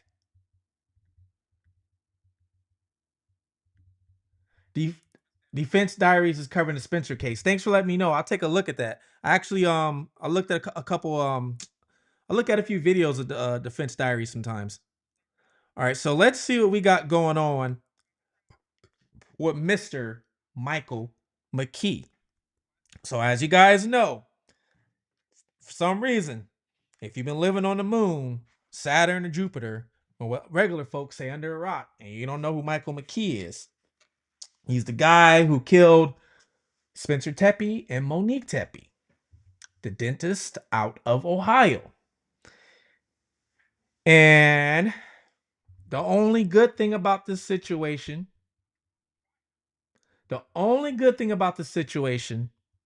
yes, 2 people got their lives taken away from them. But the only good thing is he did not harm the kids. So there was 2 kids in the house when he went in there and took Michael and Monique's life. But he did not touch the kids. So if anything good comes out of this, or I would say out of that situation, is that would be the good thing. Is he had enough sense, probably enough empathy to, I'm not going to harm them. They don't have nothing to do with this. I'm going to let them be. So with that, hey, but he still took Monique and Spencer's life pretty much over jealousy. Now, as you guys know, he was arrested in Illinois. Some of you guys got mad at me because I'm originally from California, and a lot of us out there were say Illinois. we pronounce the S. So when I did my video, a couple people were saying the S is silent. So if you hear me say Illinois, it's because that's what I'm used to saying. So Illinois, whatever you want to do it. So he got arrested in Illinois, aka Illinois, and brought back to Ohio. Ohio. All right. So he got brought back to Ohio. And oh, thank you. Yes. Thank you. We got a new member in the house. Thank you. Like I said earlier to all the members, make sure I'm either going to pin my email. Some of my old videos got the email. Make sure you send me your email with your screen name and stuff like that, okay? I got some stuff that I'm going to send out. But a court affidavit came out releasing more details. Now, I don't know if you guys followed my old videos, okay? Of the whole Michael and situation and stuff like that. Hold on, let me bring something up. Let me see here. Because in my old videos, I did tell you guys he was researching them. He was stalking them before it even happened. I was telling you guys this. He was stalking them before it even happened. That okay? officer And one of the things I told you guys was this right here. I'm going to show you guys this real quick. And what I did was I took you guys into the mind of somebody who's either going to do a home invasion or break into your home. And I basically told you guys what a person would do, okay? And not only it wasn't just me telling you of what Michael probably did, but I was telling you guys this too. Some of you guys probably didn't realize this, for your own good, for your own safety, all right? And the reason why I know this is because, unfortunately, I was a guinea pig and I was the one who was locked up with these individuals and talking to them every day while I was in there. So I got to learn how they think and I got to learn how they were doing their crimes and just things like that, right? So because of that, all that's always stuck with me. It's never going to leave. And it's all that stuff's going to stick with me just because I've always talked to these individuals. So now I kind of know how to keep myself a little more safer, my family safer, my friends safer, things like that. But this video right here, before we get into the affidavit, because the affidavit now shows you that he was stalking them before he went there and took them both out. I decided to look at, if I was the one that was going to do this, how would I plan this out and what would I do? The first thing I would do is I would map out the location. If I know I'm going to enter the person's home or the victim's home, I need to find out if they have security in the home. I need to find out if they do, what kind of security, if they have weapons, all kind of things is what I need to find out before I enter the home. I need to find out their habits, everything, right? So I showed this house on Zillow, I think like the first time, but I never really went. All right, so this was my old video. Okay, this was my old video. And what I did was I pretty much showed you guys the house on Zillow, okay? So I showed you guys the house on Zillow, and what I did from that was I brought you into the house and I showed you what people will look for, okay? So I'm gonna skim through this real quick, okay? And as you see, if you look at the door, you're going to see the keypad. So you see the keypad that's there. You know, you enter the digits, you get into the house. But then if you see my arrow and follow it up, you're going to see that white box. That's right there. Okay? I think Julia, if Julia's still in here, I think Julia actually pointed this out to me at first because she sent me a text message with a picture saying, "What is that?" And that's why I was like, "Oh, that's an alarm sensor." Said that's an alarm sensor because I got the same sensors in my house. So if you got a new built house, you got these alarms in your house, right? And it's going to show you right here on Zillow. So I showed you guys this. Then I showed you right here, which is 2 control units, the thermostat, and then one is probably for the security alarm, right? So I took you all through the house. Then we saw in the back of the house, there's also a keypad on the back of the house. We saw there's floodlights back here. Okay. I showed you guys the alarm system, how it works, because this is what a person would do. They would look at all this and they would try and figure out how to get from the alarm system.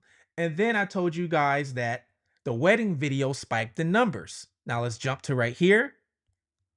As you look, this is the wedding video. You look behind him, there's the same alarm. But then if you look in the corner right here, there's another added device. And then if you look right here, there's another control unit. Okay. And actually, let me move this out the way so you can see it. So I can refresh you guys' memories. Hold on real quick. Move myself out the way. Right there. You have to see a white and blue light. So it means it's on. It's working. It's working. It's on. So I showed you guys all that. Now, do you guys hear about the neighbor that said she saw Michael in the neighborhood before it all happened? Did you guys hear that? There was a neighbor who supposedly saw Michael in the neighborhood before it all happened. Okay. Let me see. Let me get the correct date for you guys. Okay.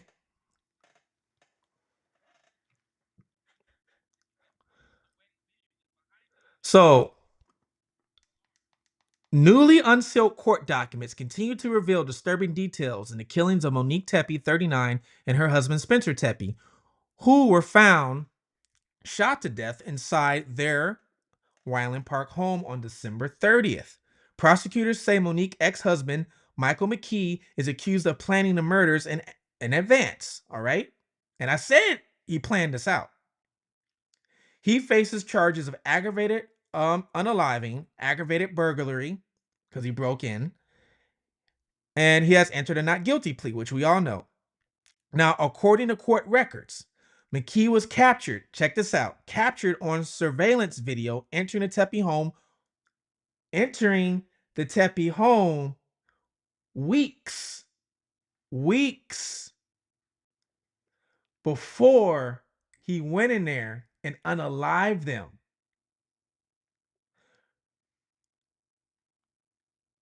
Mckee was captured, in case you didn't hear me, was captured on surveillance video entering the Tepe home weeks before it all happened.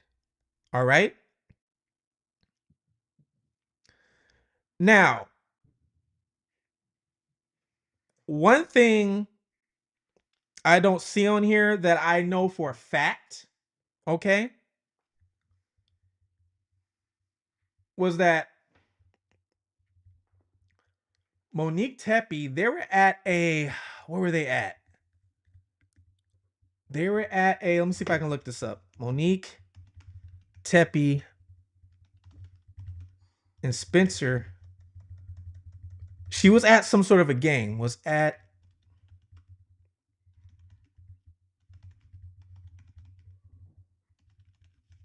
see if I can find this. Hold on.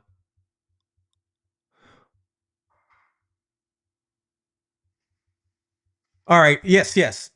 So Monique and Spencer were away at a football game with friends. So while they were at a football game, Michael was inside their house. And then they're saying that Monique was upset.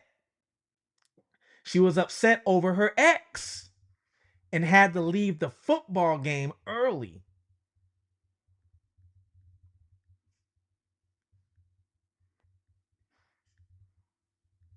Had to leave the football game early. This happened December 6th. December 6th is when this happened. Now, so TJ says, wouldn't she get a ring cam notice on her phone? That's probably why she got mad and left. How does she got, they're not saying exactly what she told the friends, but they're saying that she got mad over her ex, or she was highly upset and left.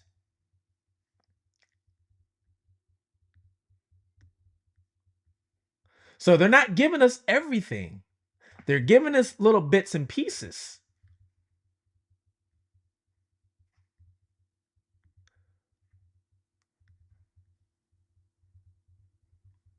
Now, that curtilage around the home, I know what you're talking about.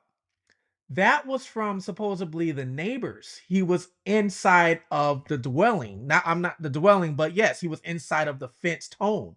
So, like how you said, the curtilage around the home, if you have a fence around your home, and let's say you pass that fence, then you're pretty much passing the property line. So now you're in the curtilage of the home. So for you people that don't know, let's say police want to come and harass you on your own property. If they don't have a reason to come, and let's say you have a fence and that fence is gated, it's closed, they're not supposed to enter the curtilage of your home to harass you and start asking you what's your name and stuff like that, unless the police were called, probable cause, things like that, right? But they're not allowed to do that stuff. That's a law. So yeah, supposedly the curtilage was when the neighbors saw them. These are two separate incidences, I guess. So the neighbors saw him one time, and then another time he was inside the house. They're not saying how, but they're saying on video, think about it, they're saying on video, he's actually inside the house. So they're probably at the baseball game or the football game, and they probably did get right here.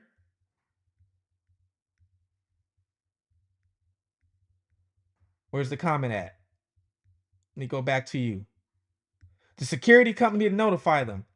Security company probably did notify them, or they probably did get a update on their phone, because I get them on my phone, and they probably looked, and they was probably like, and they left the game and got upset and told their friends. Now it's all making sense, because I even said this on one of my earlier videos. Remember how everybody was like, why are the doctors showing up like this? And why is the doctor calling the police? They got to be, from the get-go, I said, I don't believe it was the dentist or the doctors. I didn't believe they did anything with Spencer. I didn't think they were in on it. And I said in one of my earlier videos, what if Spencer told the doctor's office, hey, we got issues. If you don't hear from us, send help, because we got kids. And what if he did give them a heads up And that was why the owner called from Florida while he was on vacation. If you remember during the 911 call, you remember the owner said Spencer's not answering the phone. But what he was really adamant about, if you think about it, he said, and his wife Monique's not answering the phone. So that's worrying me. Do you remember that? His wife Monique is not answering the phone. And that's worrying me. Let me see if I can find any updates on this. Hold on real quick.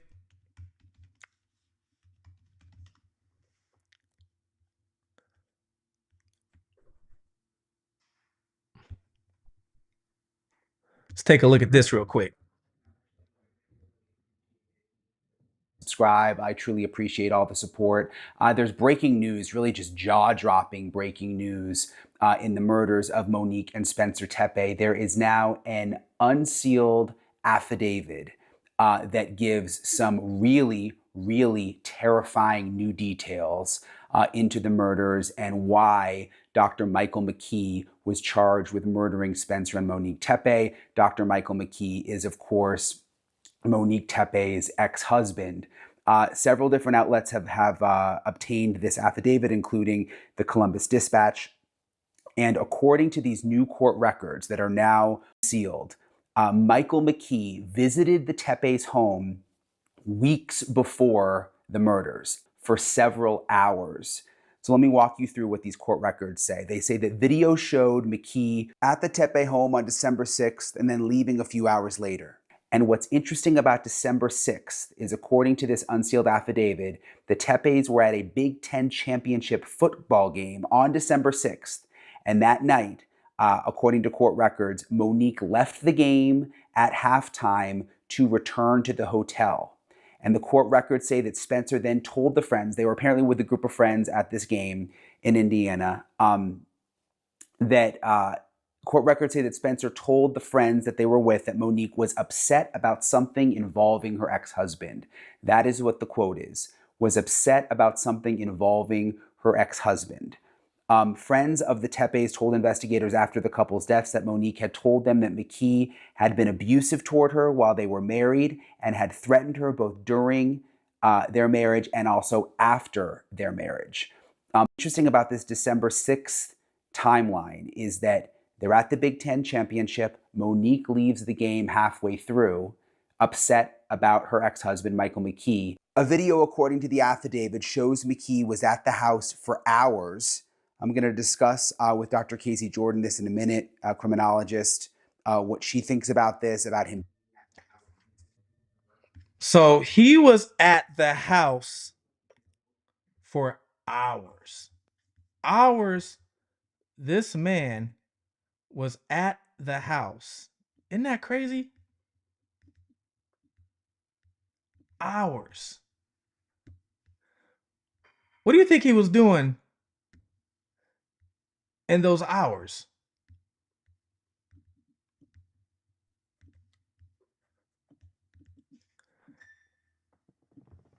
I mean, what do you guys think he was doing? What do you guys think he was doing? If he's there that long. First of all, how he get in the house?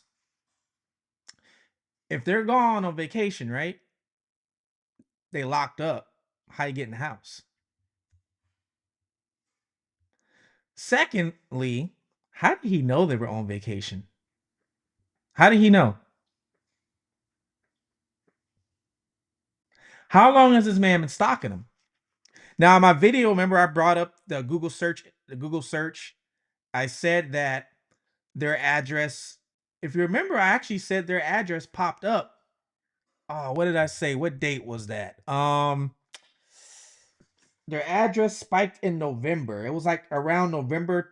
That's right. Their address spiked up around Thanksgiving or something like that. It was like November 29th. I can't remember exactly. Their address spiked, what day is the 29th? Let's see here.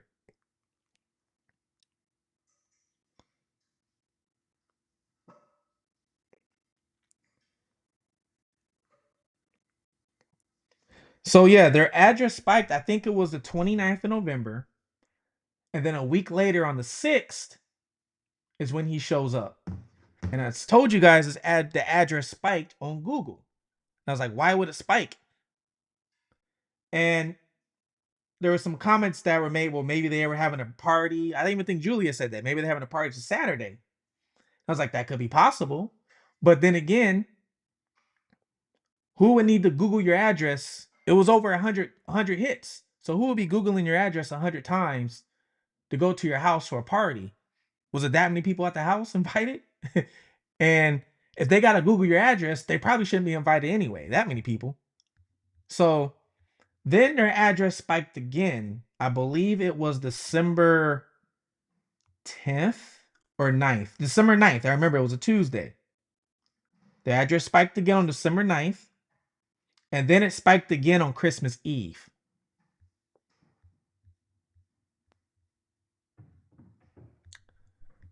It says, wait, Marcel, how do you know he was in the house? Because the court documents say he was in the house. The court affidavit says he was actually in the house.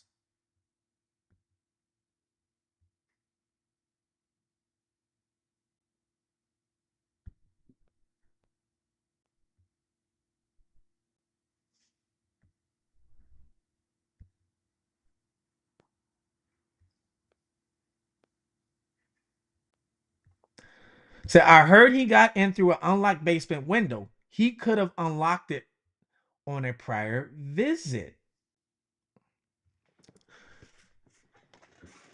Remember, so I just went over the whole Zillow thing and looking at the home and all. I just went over all that, right?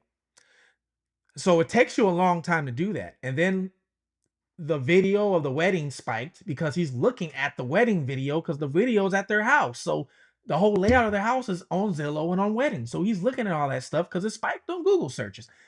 Now he's in the house for hours, learning everything about them. He knows which room is theirs. He knows which room's a kid's room. This is how he knew exactly where to go. He knew where to park. This is probably how, like that comment says that I pinned, how he knew how to get into the house.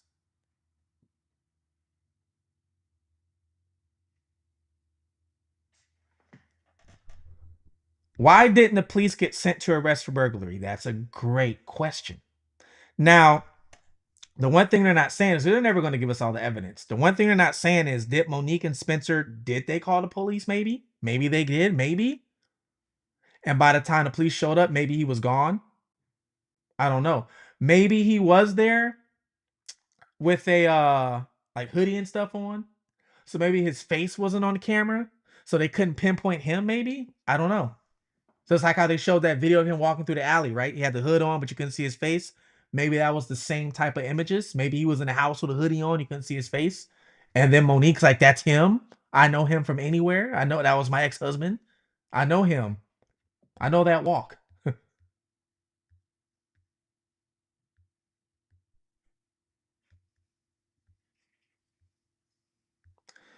This evidence will be as interesting as the Murdaugh trial. How was he able to stalk them like that? What was he using to know their whereabouts? Yeah, how did he know they were going to a game? Now,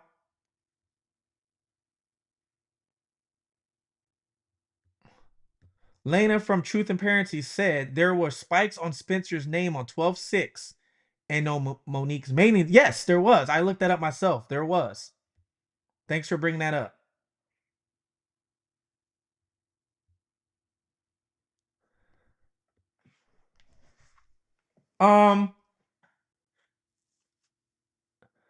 There's a couple things, right? So people were saying that Monique was still friends with people who knew Michael.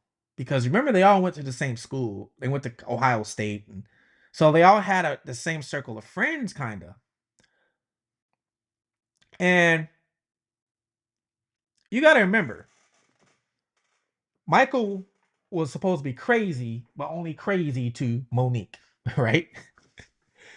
You saw I saw that I put up the TikTok video of the girl who supposed to be dated Michael. If you notice, that girl didn't say Michael was crazy. She just said Michael didn't talk to nobody, kept himself, and was boring. But she never said he was crazy. But then Monique's friends are saying that Michael was crazy. So it sounds like he was only crazy with Monique. So if he's only crazy with Monique, then other people don't know his craziness, right? Unless you're Monique's family. So some of these people who could be just associates that still talk to Monique maybe or something like that, they might not know how crazy Michael is. So is it possible that maybe Michael got a little information from a third party? Maybe Monique said something to a third party, not thinking that information would get back to Michael. And you know how people are. People love to talk about people. Come on now. We all know this, right? People love when they got nothing else to talk about, they'll talk about somebody else. We know this. So maybe this third person was like, "Hey, Mike, you heard about Monique? Yeah, they're gonna be at the game on Saturday. He's not thinking Mike's gonna be in the house and stalking him. Hey, I'm just saying, could be possible. I've had people show up to places I didn't think they were going to show up to or weren't supposed to show up to, all because of a third person, because they didn't know any better. It's happened to me. Why? What's she doing here? Oh, I told her this was going on at this event. I didn't think you didn't. I didn't think she was going to show up. Because people underestimate.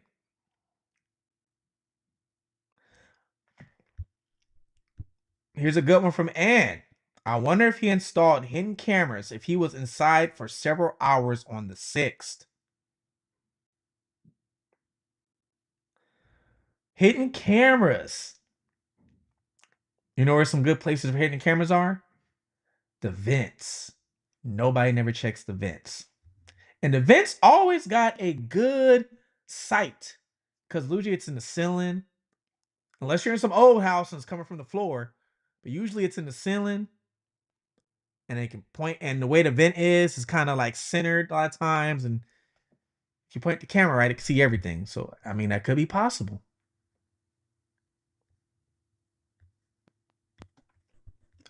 I'm thinking he started with the mutual friends. Because they had mutual friends. So I'm thinking he got some information from mutual friends first. And then, think about this. Oh, did you hear Monique got married to a dentist? Oh yeah, she got married to the dentist. Oh yeah, they got a nice house. They bought this house, and remember that part of Ohio that used to be really, really bad? We couldn't drive down that part of Ohio. You might get robbed, Now that part of Ohio is actually turning around now. Spencer and Monique live there now. Oh, they live there now? Get out of here. Yeah, they bought a house there. Oh, get out, did they? And the person's telling them all this, not realizing Michael's mentally taking notes. Now, right when they get done, what does he do? He goes to Google. Let me Google Spencer Teppe's name in Ohio, because I know he's got a brand new house there. Let me get this address. Let me go on the list of who owns homes and look at the deeds. Oh, there's the address. Very possible. I would not be shocked if that was how he got some information.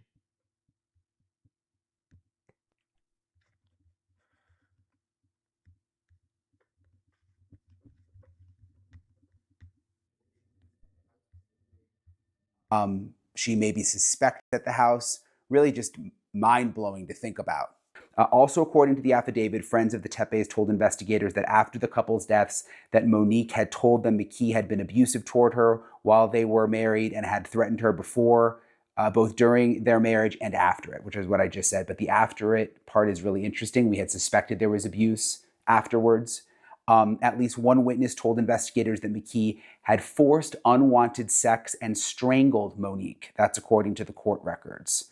Unwanted sex and strangled Monique, and that Mckee also made comments about how he could kill her at any time. And court records say that he said he would find her and buy the house right next to her, that she will always be his wife. Again, a lot of this goes back to a lot of the speculation that so many of us had about what may have been going on behind the scenes, and a lot of it now is in black and white in this affidavit. The affidavit also details how Columbus homicide detectives worked to identify the vehicle. Apparently, he had this SUV. He switched off license plates with the SUV, maybe trying to throw police off, but there were distinct features, including a visible sticker on a window. And apparently, when they ended up finding his SUV in the hospital parking lot where he was working back in Illinois, they could see where he scratched that sticker off the window. One of the reasons they believe that he was there in that SUV. He also apparently, according to the affidavit, left his phone back in Illinois for 17 hours during the time of the murders. So there was no activity on the phone from December 29th until afternoon on December 30th, which would have been the time that Monique and Spencer were murdered. So did he purposely leave the phone behind thinking they wouldn't be able to track him? Of course, the backstory here is, according to police, he went into their house in Columbus, Ohio, shot and killed them both. Monique Tepe, his ex-wife, Spencer Tepe, her new husband, and a dentist. Just wonderful people from everything that we've seen, truly in love. And their 2 kids were also home and were unharmed. So this affidavit, though, again, sort of crystallizes a lot of what we thought, the terrifying things we thought were going on behind the scenes. I'm joined now by Dr. Casey Jordan, a criminologist, attorney, also host of the podcast, A Criminal Appeal. And Casey and I have been talking about the murder since the very beginning. And I literally just we called her we got to do this. We got to talk. I mean, this is insane. This latest affidavit that just came out. So many questions we've had are partly cleared up by this, but I have even more questions, which is why I want to talk to you. The first thing is, in the new affidavit, it says that Michael Mckee visited the Tepes home weeks before the killings on December 6th, when the Tepes, Monique and Spencer, were at a Big Ten championship football game. And she got upset about halfway through the game, according to the affidavit, and went back to the hotel, was upset about something involving her ex-husband. Bombshell. What does that mean? Okay, so many things that this could mean. First of all, it suggests, why would she leave that game halfway through? Because he got through to her. I imagine he texted her while she was at the game, right? And this was something unexpected, but very well planned on his part to completely unnerve her. But according to the affidavit and friends and family, okay, he had been abusive to her for the entirety of their marriage, threatened to kill her many times, forced sex and strangulation on her that she did not consent to. Make of that what you will. But the thing that I really read about this affidavit just a few hours ago is that he said, I will find you, you will never get away from me, and I will buy the house next to you. Okay? And just to haunt you for the rest of your life and be next to you.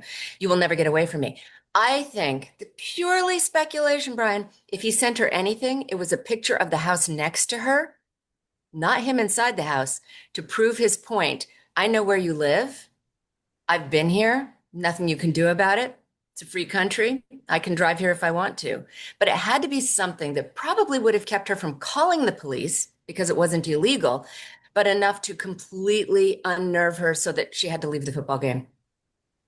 I wonder if he knew she was at the football game. Why would he go to the house that night when they're out of town? There's no doubt in my mind that he knew they were at the football game. And this can easily be found out if Yeah, he she's knew. posting on social media. She can block him all day long. There are so many workarounds to that. And just even if they have still friends in common. Look at that. Friends in common. Friends in common. I'm telling you, the friends in common thing will mess you up. My mind, he kept saying, I will find you. I'm so smart. I'm the one who you can't get away from. So he definitely did his intel. No doubt in my mind. He didn't drive 7 hours to just guess that whether they were at a football game. He knew they were there. He was probably following them in real time.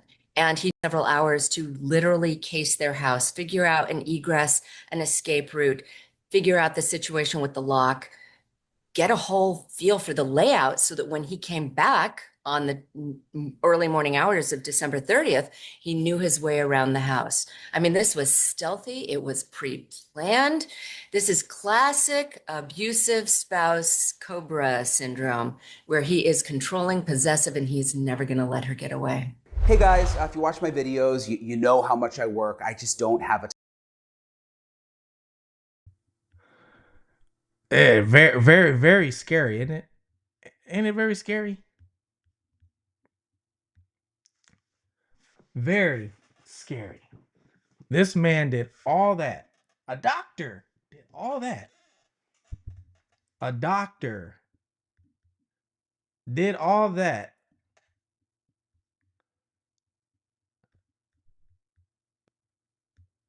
Oh man. Vicky said he had a very deep hatred for her. I mean, that's crazy. Unbelievable. He could get away with all this. Ah, hours. I wonder exactly how long. How long was in? I mean, he's in there long enough. He turned the TV on. He watching Netflix. He's eating Frosted Flakes out the cabinet. He knows where the spare keys are to the car. He's looking out the window at the neighbor's house, probably looking at their setup out the back and the front window, watching people leave. And you know what? We're all talking about him being in the house, right? How long was he? How long and how many days was he outside of the house watching? I'm pretty sure the inside was just one part. But how many days was he on the outside watching, parked down the street? Maybe walking up and down the street a little bit and they didn't realize it. How many days was he doing that?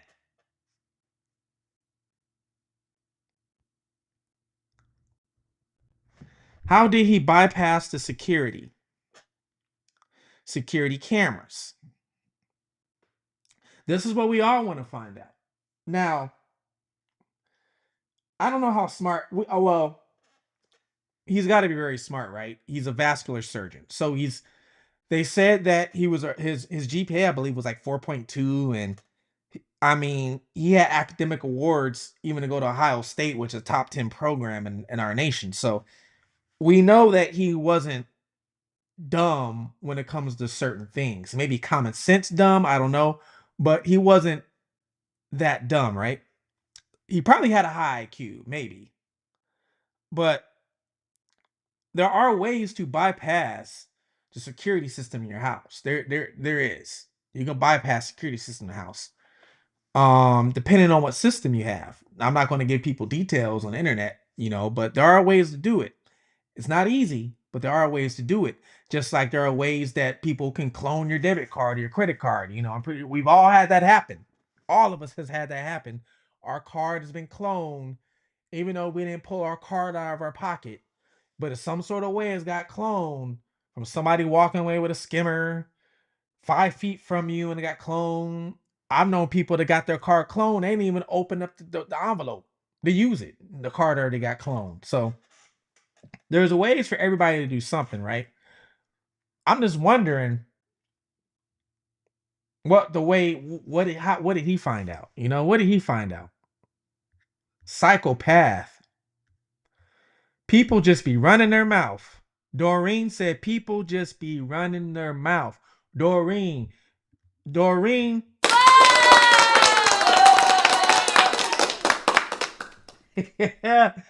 You ain't never lied. Why when you said that I pictured my mom? I pictured my mom when you said that.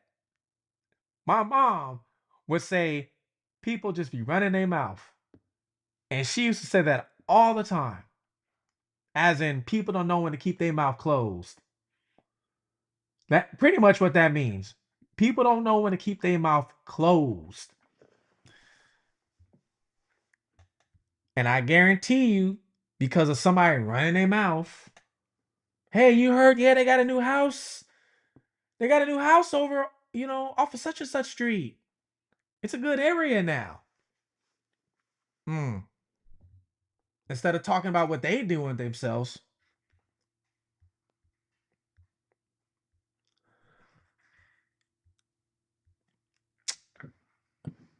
Even when I'm still friends with somebody, and let's say I'm talking with somebody else, and we know this person, but that person's not here, I ain't gonna talk about them. I don't care if I'm friends with them. I'm not gonna really talk about. I'm not gonna talk about their business. They not here.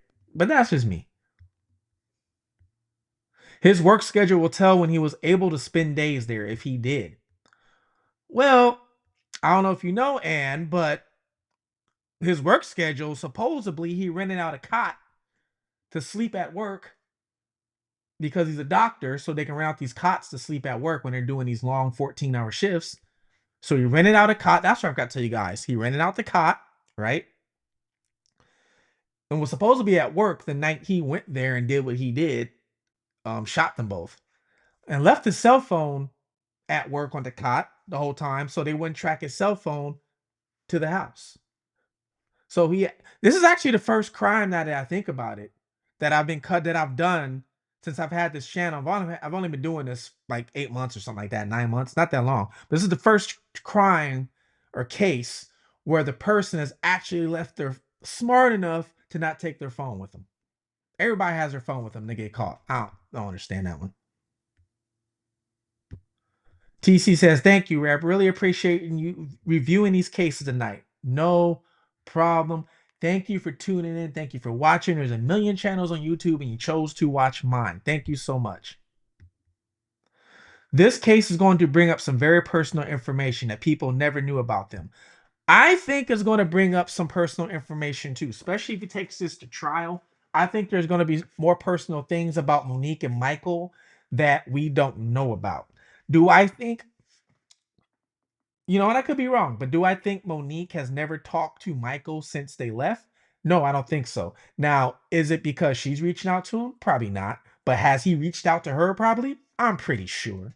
I'm pretty sure he's argued with her. I'm pretty sure she's arguing with him while she's married to Spencer. And I'm pretty sure Spencer might even know about all this. And I'm pretty sure Spencer went to the office and told the office, hey, something happens to us, I don't answer my phone, especially if Monique doesn't answer the phone, call the police. Come get the kids out the house. You're welcome. You're welcome. This is fun. Yeah, when I decided to do my live tonight, because, usually I do a live and I'll do it on a case, sometimes 2 cases. It's like, I'm going to let you guys decide tonight the live that we want to do. The next time I do a live, what I'm going to do is whoever wants to join the panel, join the video, hey, you're welcome to join the video. If you want to, you can do that as well. And we can even do that. But this is very crazy. I think that a ton of time. This case is for sure going to go to offer only I think he's going to take it to trial. But when I first read But I think his lawyer is going to try and get him a plea deal. I think she's going to try and get him a plea deal. I think that's what she's going to try and do first. She's going to try and get him a plea deal, first of all, to avoid the death penalty, because Ohio has it. I'll be very interested if the lawyer wants to take this all the way to trial. Be very interested in that, if that's what she wants to do. Now, don't get me wrong. Michael got the money to pay her, right? So if he pays her trial money and she wants to accept that trial money, she might be like, let's go. Let's take a look at what these got to say real quick. And we'll end it here. Let's see what they got to say.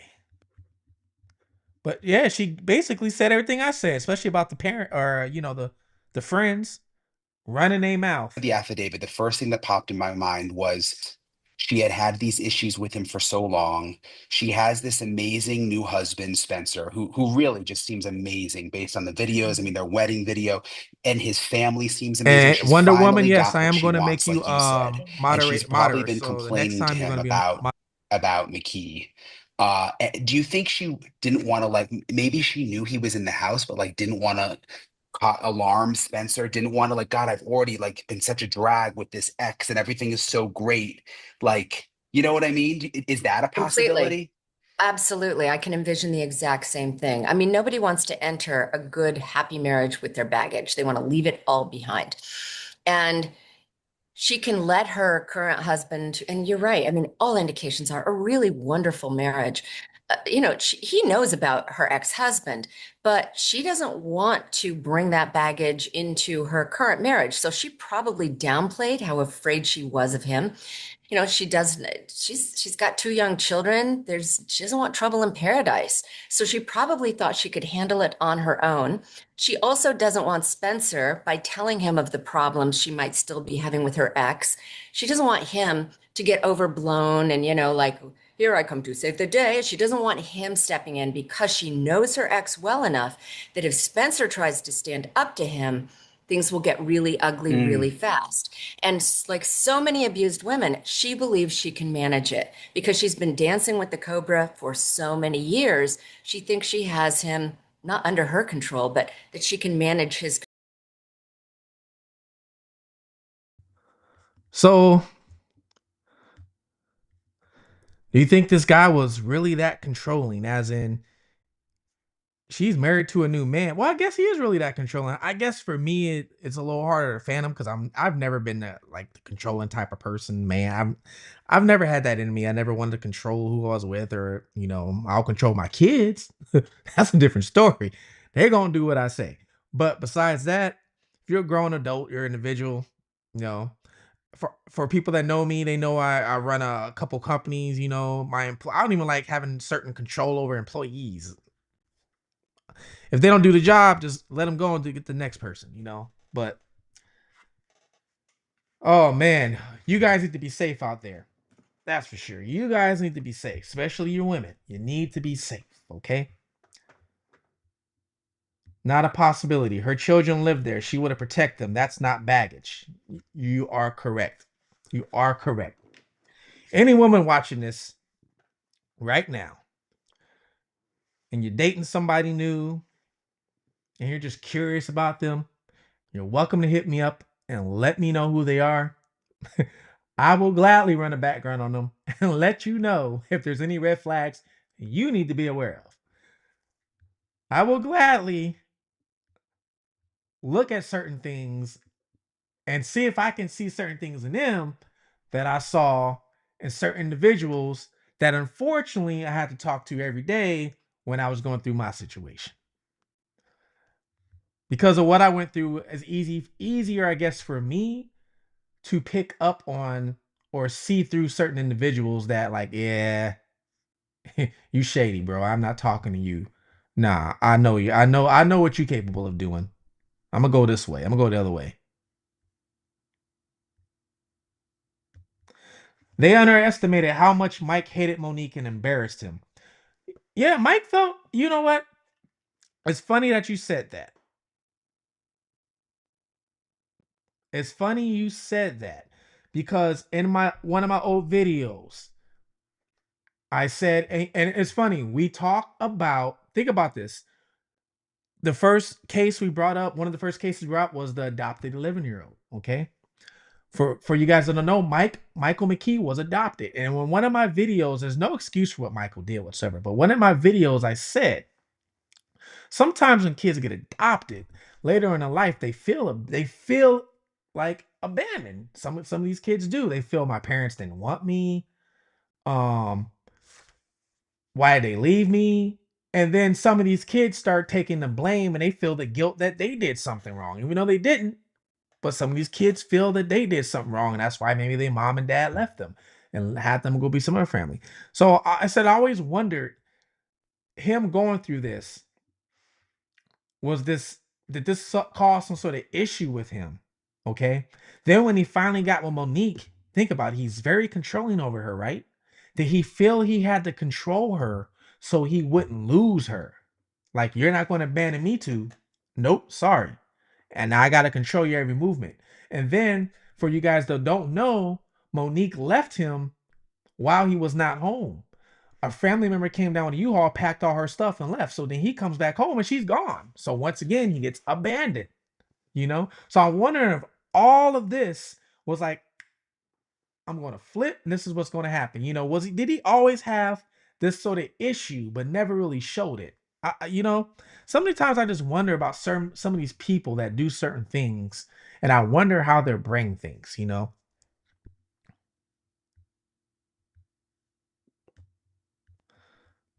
Dorian says, I'm definitely a mom type.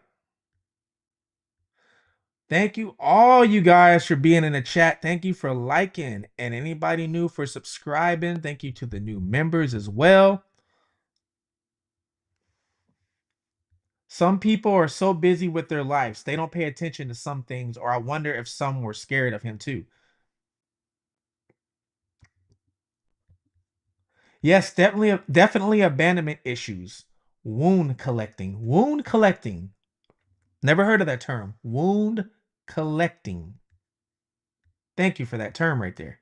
Wound collecting, or that sentence.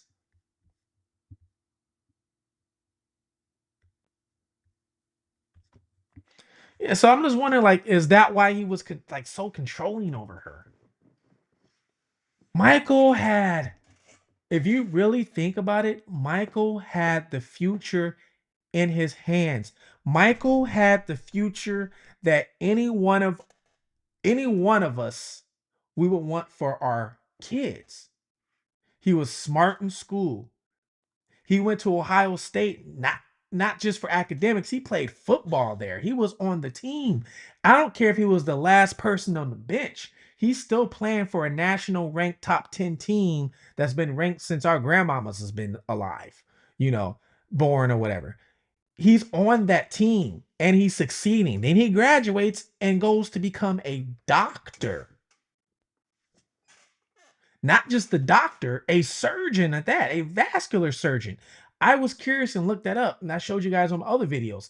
Vascular surgeon is one of the hardest positions that you can do to be a doctor because of how long and grueling the grind is and the hours you have to put in.